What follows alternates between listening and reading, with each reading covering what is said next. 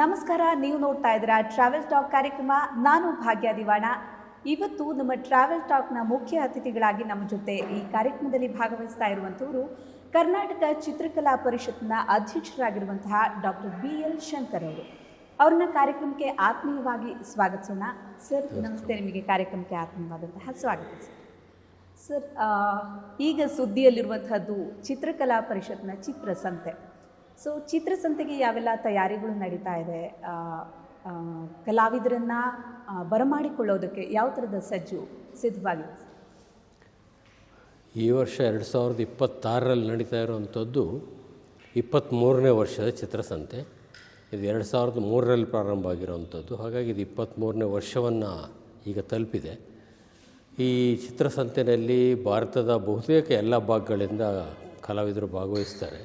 ಸುಮಾರು 22 ರಾಜ್ಯಗಳಿಂದ 4 ಯೂನಿಯನ್ ಟೆರಿಟರಿಗಳಿಂದ ಕಲಾವಿದರು ಭಾಗವಹಿಸ್ತಾರೆ. ಹಾಗಾಗಿ ಇದೊಂದು ರೀತಿಯಲ್ಲಿ ಇಡೀ ಭಾರತವನ್ನು ಪ್ರತಿನಿಧಿಸುವಂಥ ಏಕೈಕ ಒಂದು ಕಲಾ ಮೇಳ ಅಂತ ಹೇಳಿದರೂ ತಪ್ಪಾಗಲಿಕ್ಕಿಲ್ಲ. ಇದರಲ್ಲಿ ಸಾಮಾನ್ಯ ಕಲಾವಿದರಿಂದ ಹಿಡಿದು ಅತ್ಯುತ್ತಮ ಕಲಾವಿದರವರೆಗೆ ಎಲ್ಲರೂ ಕೂಡ, ಅಂದರೆ ಈಗ ಹಾಬಿ ಆರ್ಟಿಸ್ಟ್ಗಳ ಪ್ರಾರಂಭ ಮಾಡಿದವರಿಂದ ಹಿಡಿದು ಪ್ರೊಫೆಷನಲ್ ಆರ್ಟಿಸ್ಟ್ಗಳವರೆಗೆ ಎಲ್ಲ ಹಂತದ ಕಲಾವಿದರು ಭಾಗವಹಿಸ್ತಾರೆ. ಕೆಲವು ₹100 ಹಿಡಿದು ಲಕ್ಷಗಟ್ಟಲೆ ರೂಪಾಯಿವರೆಗೆ ಬೆಲೆ ಬಾಳುವಂಥ ಕಲಾಕೃತಿಗಳು ಕೂಡ ಅದನ್ನು ಪ್ರದರ್ಶನಕ್ಕೆ ಮತ್ತು ಮಾರಾಟಕ್ಕೆ ಇಟ್ಟಿರ್ತಾರೆ.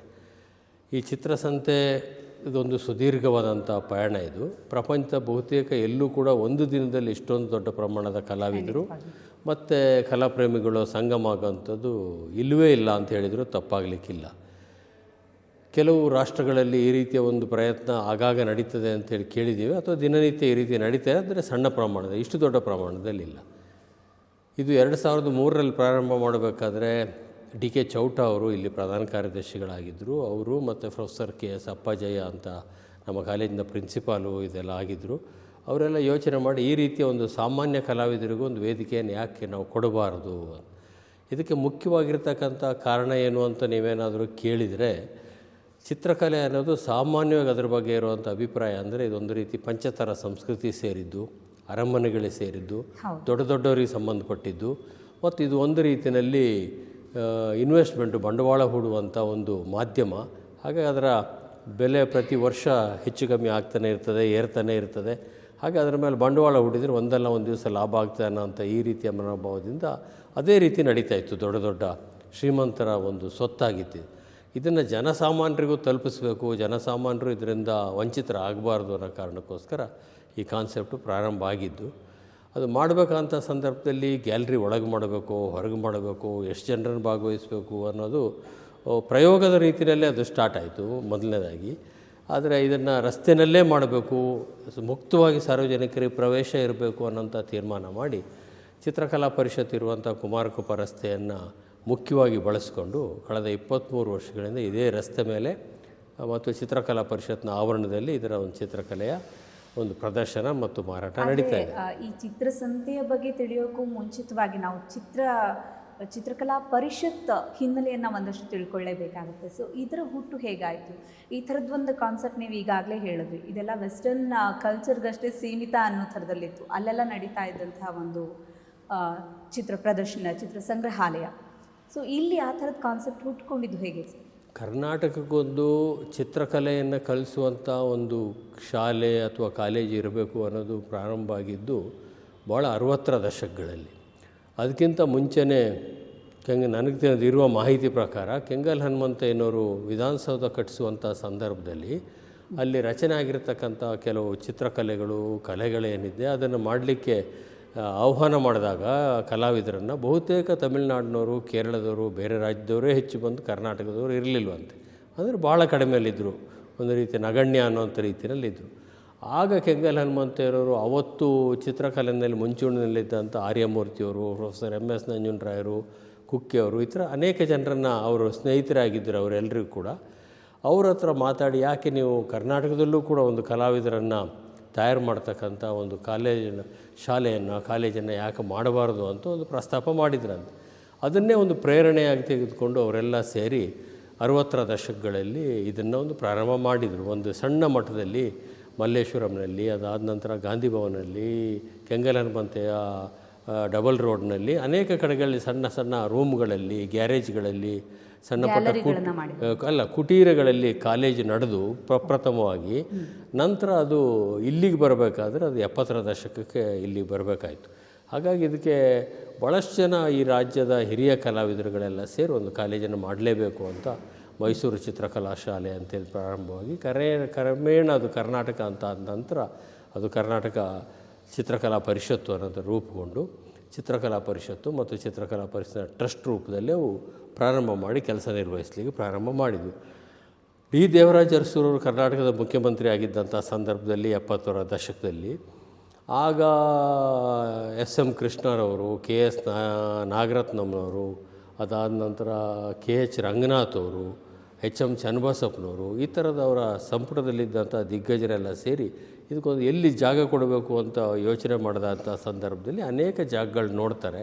ಕೊನೆಯದಾಗಿ ಇದು ಸರ್ಕಾರದ ಸ್ವಾಮ್ಯದಲ್ಲಿರುವಂಥ ಜಾಗ ಆಗ್ತದೆ. ಇದು 3 ಎಕರೆ ಚಿತ್ರಕಲಾ ಪರಿಷತ್ ಇದೆ, ಇದು ಅದೇ ಇರ್ತದೆ. ಇದನ್ನು ಅಲ್ಲಿ ಪಕ್ಕದಲ್ಲಿ ಮುಖ್ಯಮಂತ್ರಿಗಳ ಮನೆಯೂ ಇರ್ತದೆ, ಕುಮಾರಕೃಪಾ, ಅಲ್ಲಿ ಗೆಸ್ಟ್ ಹೌಸ್ಗಳು ಇರ್ತವೆ, ಮಂತ್ರಿಗಳದ್ದೆಲ್ಲ ಸುತ್ತಮುತ್ತ ಮನೆಗಳಿರ್ತವೆ. ಅವರ ಸಿಬ್ಬಂದಿಗಳಿಗೆ ಇದನ್ನು ಮನೆ ಕಟ್ಟಲಿಕ್ಕೆ, ಕ್ವಾರ್ಟರ್ಸ್ ಕಟ್ಟಲಿಕ್ಕೆ ಬಳಸಬೇಕು ಅನ್ನೋದು ಯೋಜನೆ ಇರ್ತದೆ ಲೋಕೋಪಯೋಗಿ ಇಲಾಖೆಗೆ. ಆಗ ಚನ್ನಬಸಪ್ಪನವರು ಕೂಡ ಆ ಇಲಾಖೆಯ ಮಂತ್ರಿ ಆಗಿರ್ತಾರೆ. ಅದಾದ ನಂತರ ಇದು ಚರ್ಚೆ ನಡೆದು ಕೃಷ್ಣ ಅವರು ವಿಶೇಷವಾಗಿ ಎಸ್.ಎಂ. ಕೃಷ್ಣ, ನಾಗರತ್ನಮ್ಮ ಮತ್ತು ಕೆ.ಎಚ್. ರಂಗನಾಥ್ ಅವರು ಅರಸೂರವ್ರ ಪ್ರಭಾವ ಬೀರಿ ಇಲ್ಲ ಚಿತ್ರಕಲೆಗಿಂತ ಒಂದು ಜಾಗ ಕೊಡಲೇಬೇಕು ಅಂಥೇಳಿ ಆಗ ಕೊಟ್ಟಿರೋದು. ಹಾಗಾಗಿ ಆ ಶ್ರೇಯಸ್ಸು ಅವರೆಲ್ಲರಿಗೂ ಹೋಗಬೇಕು. ವಿಶೇಷವಾಗಿ ದೇವರಾಜ ಅರಸರಿಗೆ ಮುಖ್ಯಮಂತ್ರಿಯಾಗಿ ಇಷ್ಟು ಒಂದು ಸೆಂಟ್ರಲ್ ಬಿಸ್ನೆಸ್ ಡಿಸ್ಟ್ರಿಕ್ಟು ಅಥವಾ ಭಾಳ ಪ್ರೈಮು ಮುಖ್ಯಮಂತ್ರಿಗಳ ಮನೆ ಮತ್ತು ಇರೋಂಥ ಜಾಗದಲ್ಲಿ ವಿಧಾನಸೌಧಕ್ಕೆ ಕೂಗಳತ್ತ ದೂರದಲ್ಲಿ ಒಂದು ಜಾಗ ಕೊಟ್ಟಿರೋಂಥದ್ದು ದೊಡ್ಡ ವಿಶೇಷ. ಬರೀ ಜಾಗ ಕೊಟ್ಟಿದ್ದಷ್ಟೇ ಅಲ್ಲ, ಅವರು ಈ ಕಟ್ಟಡವನ್ನು ಕಟ್ಟಲಿಕ್ಕೆ ಬೇಕಾಗಿರ್ತಕ್ಕಂಥ ಅನುದಾನವನ್ನು ಆಗಿನ ಕಾಲದಲ್ಲೇ ಸುಮಾರು 20-25 ಲಕ್ಷ ರೂಪಾಯಿ 70ರ ದಶಕದಲ್ಲೇ ಕೊಟ್ಟಿದ್ದಾರೆ. ಈಗ ಅದು ಕೋಟ್ಯಾಂತರ ರೂಪಾಯಿ ಆಗ್ತದೆ. ಅದನ್ನು ಕೊಟ್ಟರು. ಅವ್ರ ಜೊತೆಗೆ ಆಗ ಚಿತ್ರಕಲಾ ಪರಿಷತ್ನಿಗೆ ಭಾಳ ಆಪ್ತವಾಗಿ ಗುರುಸ್ಕೊಂಡಿದ್ದಂಥ ಕೇಜ್ರಿವಾಲ್ ಅಂತ ಇದ್ದರು, ಈಗಿಲ್ಲ ಅವರು ಕೂಡ ಸರ್ಕಾರ ಎಷ್ಟು ಹಣ ಕೊಡ್ತದೋ ಅಷ್ಟೇ ಹಣ ನಾನು ಕೊಡ್ತೀನಿ ಅನ್ನೋ ಮಾತನ್ನು ಹೇಳಿ ಅವರು ಕೂಡ ಸಹಾಯ ಮಾಡಿದ್ದಾರೆ. ಜೊತೆಗೆ ನೀವು ರೋರಿಕ್ ಅವ್ರ ಹೆಸರು ಕೇಳಿರ್ಬೋದು, ಸ್ವೆಟಸ್ಲಾವ್ ರೋರಿಕ್ಕು ಮತ್ತು ದೇವಿಕಾ ರಾಣಿ. ಅವರು ಕೂಡ ಚಿತ್ರಕಲಾ ಪರಿಷತ್ನ ಒಂದು ರೀತಿಯಲ್ಲಿ ಫೌಂಡರ್ಸೇ. ನಿರಂತರವಾಗಿ ಚಿತ್ರಕಲಾ ಪರಿಷತ್ತೊಟ್ಟಿಗೆ ಸಂಪರ್ಕದಲ್ಲಿದ್ದುಕೊಂಡು ಚಿತ್ರಕಲಾ ಪರಿಷತ್ ಕಟ್ಟೋದರಲ್ಲಿ ಈ ರೀತಿಯ ಒಂದು ಹಾಗೆ ಕ್ರಮೇಣ ಪ್ರಾರಂಭ ಆಗಿರ್ತಕ್ಕಂಥ ಚಿತ್ರಕಲಾ ಪರಿಷತ್ತು ಮತ್ತು ಅದ್ರ ಜೊತೆಗೆ ಬಂದಂಥ ಚಿತ್ರಕಲಾ ಮಹಾವಿದ್ಯಾಲಯ ಅದು ಕೂಡ 6 ದಶಕಗಳನ್ನು ಪೂರೈಸಿದೆ ಈಗಾಗಲೇ. ಈಗ ಕಳೆದ ಒಂದು 6-7 ವರ್ಷದಿಂದ ಚಿತ್ರಕಲಾ ಮಹಾವಿದ್ಯಾಲಯ ನಮ್ಮ ರಾಜರಾಜೇಶ್ವರಿ ನಗರದ ಅಲ್ಲಿ ಡಾಕ್ಟರ್ ವಿಷ್ಣುವರ್ಧನ್ ರಸ್ತೆಯಲ್ಲಿ ಅಲ್ಲೊಂದು ನಾವು ಹೊಸ ಜಾಗ ಕೊಟ್ಟಿದ್ದಾರೆ ನಮಗೆ. ಅದೊಂದು 14 ಎಕರೆ ಜಾಗದಲ್ಲಿ ಹೊಸ ಕಾಲೇಜ್ ಬಂದಿದೆ, ಅಲ್ಲಿ ನಡೀತಾ ಇದೆ. ಆದರೆ ಇಲ್ಲೊಂದು ಇಡೀ ಭಾರತ ದೇಶದಲ್ಲಿ ಪ್ರಪ್ರಥಮ ಒಂದು ಸಂಜೆ ಕಾಲೇಜು ಇಲ್ಲಿ 5-6 ವರ್ಷದ ಹಿಂದೆ ಪ್ರಾರಂಭ ಆಗಿದೆ. ಎಲ್ಲೂ ಕೂಡ ಚಿತ್ರಕಲೆಗೆ ಸಂಬಂಧಪಟ್ಟಂಥ ಸಂಜೆ ಕಾಲೇಜಿಲ್ಲ, ಅದನ್ನು ನಾವು ಪ್ರಾರಂಭ ಮಾಡಿದ್ದೇವೆ. ಏನಂದರೆ ಸಕಾಲದಲ್ಲಿ ವಿದ್ಯಾಭ್ಯಾಸ ಮುಗಿಸ್ಲಿಕ್ಕೆ ಸಾಧ್ಯ ಆಗದೆ ಇರೋರಿಗೆ ಮತ್ತೊಂದು ಅವಕಾಶ ಸಿಕ್ಕಲಿ ಅಂತ ಅಂಡರ್ ಗ್ರ್ಯಾಜುಯೇಷನ್ನು PG ಅದು ಕೊಡುವಂಥ ಕೆಲಸವನ್ನು ಅದು ಮಾಡ್ತಾಯಿದೆ. ಹಾಗೆ ಇದಕ್ಕೊಂದು 6 ದಶಕಗಳ ಸುದೀರ್ಘವಾದಂಥ ಪಯಣ ಇದೆ. ಭಾಳ ಜನ ಇದಕ್ಕೆ ಕೆಲಸ ಮಾಡಿದ್ದಾರೆ, ಭಾಳ ಜನ ತಮ್ಮ ಸಮಯವನ್ನು ಕೊಟ್ಟಿದ್ದಾರೆ. ಆರ್ಯಮೂರ್ತಿಯವರು ಇದರ ಸ್ಥಾಪಕ ಅಧ್ಯಕ್ಷರು, ಪ್ರೊಫೆಸರ್ MS ನಂಜುಂಡರಾವರು ಸ್ಥಾಪಕ ಪ್ರಧಾನ ಕಾರ್ಯದರ್ಶಿಗಳು. ಅದಾದ ನಂತರ ಇದಕ್ಕೆ ಉದ್ದಕ್ಕೂ ಕೂಡ ಬಹುತೇಕ ರಾಜಕಾರಣದಲ್ಲಿ ಸಕ್ರಿಯವಾಗಿ ಗುರುಸ್ಕೊಂಡವರೇ ಅಧ್ಯಕ್ಷರಾಗ್ತಾ ಬಂದಿದ್ದಾರೆ ಆವತ್ತಿಂದ ಇಲ್ಲಿಗೆ. ನೀವು 4ನೇ ಬಾರಿ ಅಧ್ಯಕ್ಷ, 5ನೇ ಬಾರಿ ಹೌದು. ಈಗ ಇದರಲ್ಲಿ ಮೊದಲನೇದಾಗಿ ವೈಕುಂಠ ಬಾಳಿಗರು ಈ ರಾಜ್ಯ ಕಂಡಂಥ ಅತ್ಯುತ್ತಮ ಅಥವಾ ದೇಶ ಕಂಡಂಥ ಅತ್ಯುತ್ತಮ ಸ್ಪೀಕರ್ ಅನ್ನೋಂಥ ಹೆಸರು ಅವ್ರಿಗೆ ಈಗಲೂ ಇದೆ. ವೈಕುಂಠ ಬಾಳಿಗರ ಅಧ್ಯಕ್ಷರಾಗಿದ್ದರು. ಅದಾದ ನಂತರ ನಾಗರತ್ನಮ್ಮವರು ಸುದೀರ್ಘಕಾಲ ಅಧ್ಯಕ್ಷರಾಗಿದ್ದರು. ಅದಾದ ನಂತರ ರಾಮಕೃಷ್ಣ ಹೆಗಡೆ ಅವರು ಅಧ್ಯಕ್ಷರಾಗಿದ್ದರು, ಜೀವರಾಜ ಆಳ್ವರು ಅಧ್ಯಕ್ಷರಾಗಿದ್ದರು. ಅದಾದ ನಂತರ ಎಸ್.ಎಂ. ಕೃಷ್ಣರವರು ಅಧ್ಯಕ್ಷರಾಗಿದ್ದರು, ಟಿ ಪ್ರಭಾಕರ್ ಅವರು ಅಧ್ಯಕ್ಷರಾಗಿದ್ದರು. ಅದಾದ ನಂತರ ಎಸ್.ಎಂ. ಕೃಷ್ಣ ಅವರು ಬಿಟ್ಟ ನಂತರ ನಾನು ಇದಕ್ಕೆ ಕಳೆದ ಒಂದು 15-16 ವರ್ಷದಿಂದ ಹೆಚ್ಚು ಕಮ್ಮಿ ಇದರೊಟ್ಟಿಗೆ ನಾನು ಗುರುಸ್ಕೊಂಡಿದ್ದೇನೆ ಮತ್ತು ಅಧ್ಯಕ್ಷರಾಗಿ ಕೆಲಸ ಮಾಡೋಂಥ ಅವಕಾಶವೂ ಸಿಕ್ಕಿದೆ. ಹಾಗಾಗಿ ಇದಕ್ಕೊಂದು 6 ದಶಕಗಳ ಸುದೀರ್ಘವಾದಂಥ ಪಯಣದ ಅನುಭವ ಇದೆ. ಬಹುತೇಕ ಭಾರತದಲ್ಲಿರುವಂಥ ಪ್ರತಿಷ್ಠಿತವಾಗಿರತಕ್ಕಂಥ ಒಂದು 10 ಕಾಲೇಜನ್ನು ಚಿತ್ರಕಲೆಯಲ್ಲಿ ಗುರುತಿಸೋದಾದರೆ ಚಿತ್ರಕಲಾ ಪರಿಷತ್ನ ಚಿತ್ರಕಲಾ ಮಹಾವಿದ್ಯಾಲಯ 10ರೊಳಗೂ ಬರ್ತದೆ, ಬಹುತೇಕ 5ರೊಳಗೂ ಕೂಡ ಬರ್ತದೆ. Shantiniketan, Baroda, J school of art ಇದ್ರ ಜೊತೆಗೆ ಇದು ಕೂಡ ಬರ್ತದೆ.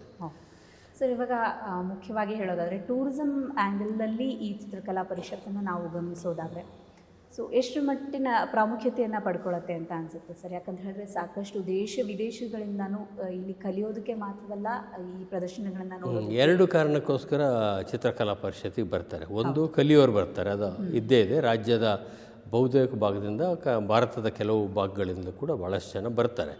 ಈಗ ಭಾಳಷ್ಟು ಕಡೆ ಚಿತ್ರಕಲೆ ಕಾಲೇಜುಗಳು ಪ್ರಾರಂಭ ಆಗಿರೋದ್ರಿಂದ ಈಗ ಸ್ವಲ್ಪ, ಅದರ್ವೈಸ್ ಕೇರಳದಿಂದ, ಕಾಶ್ಮೀರದಿಂದ, ಇರಾನ್ ಕಡೆಯಿಂದ, ಬೇರೆ ಬೇರೆ ಕಡೆಯಿಂದೆಲ್ಲ ಬರುವಂಥದ್ದು ಒಂದು ಕಾಲದಲ್ಲಿ. ಈಗ ಸ್ವಲ್ಪ ಕಡಿಮೆ ಆಗಿದೆ. ಆದರೆ ರಾಜ್ಯದ ಬಹುತೇಕ ಭಾಗಗಳಿಂದ, ರಾಷ್ಟ್ರದ ಬಹುತೇಕಗಳಿಂದ, ಪೂರ್ವೋತ್ತರ ರಾಜ್ಯಗಳಿಂದ, ನಾರ್ತ್ ಈಸ್ಟಿಂದ ಕೂಡ ಇಲ್ಲಿ ವಿದ್ಯಾರ್ಥಿಗಳು ಬರ್ತಾರೆ ಕಲೀಲಿಕ್ಕೆ. ಯಾಕೆಂದರೆ ಇಷ್ಟೊಂದು ಫೆಸಿಲಿಟಿ ಇಲ್ಲ.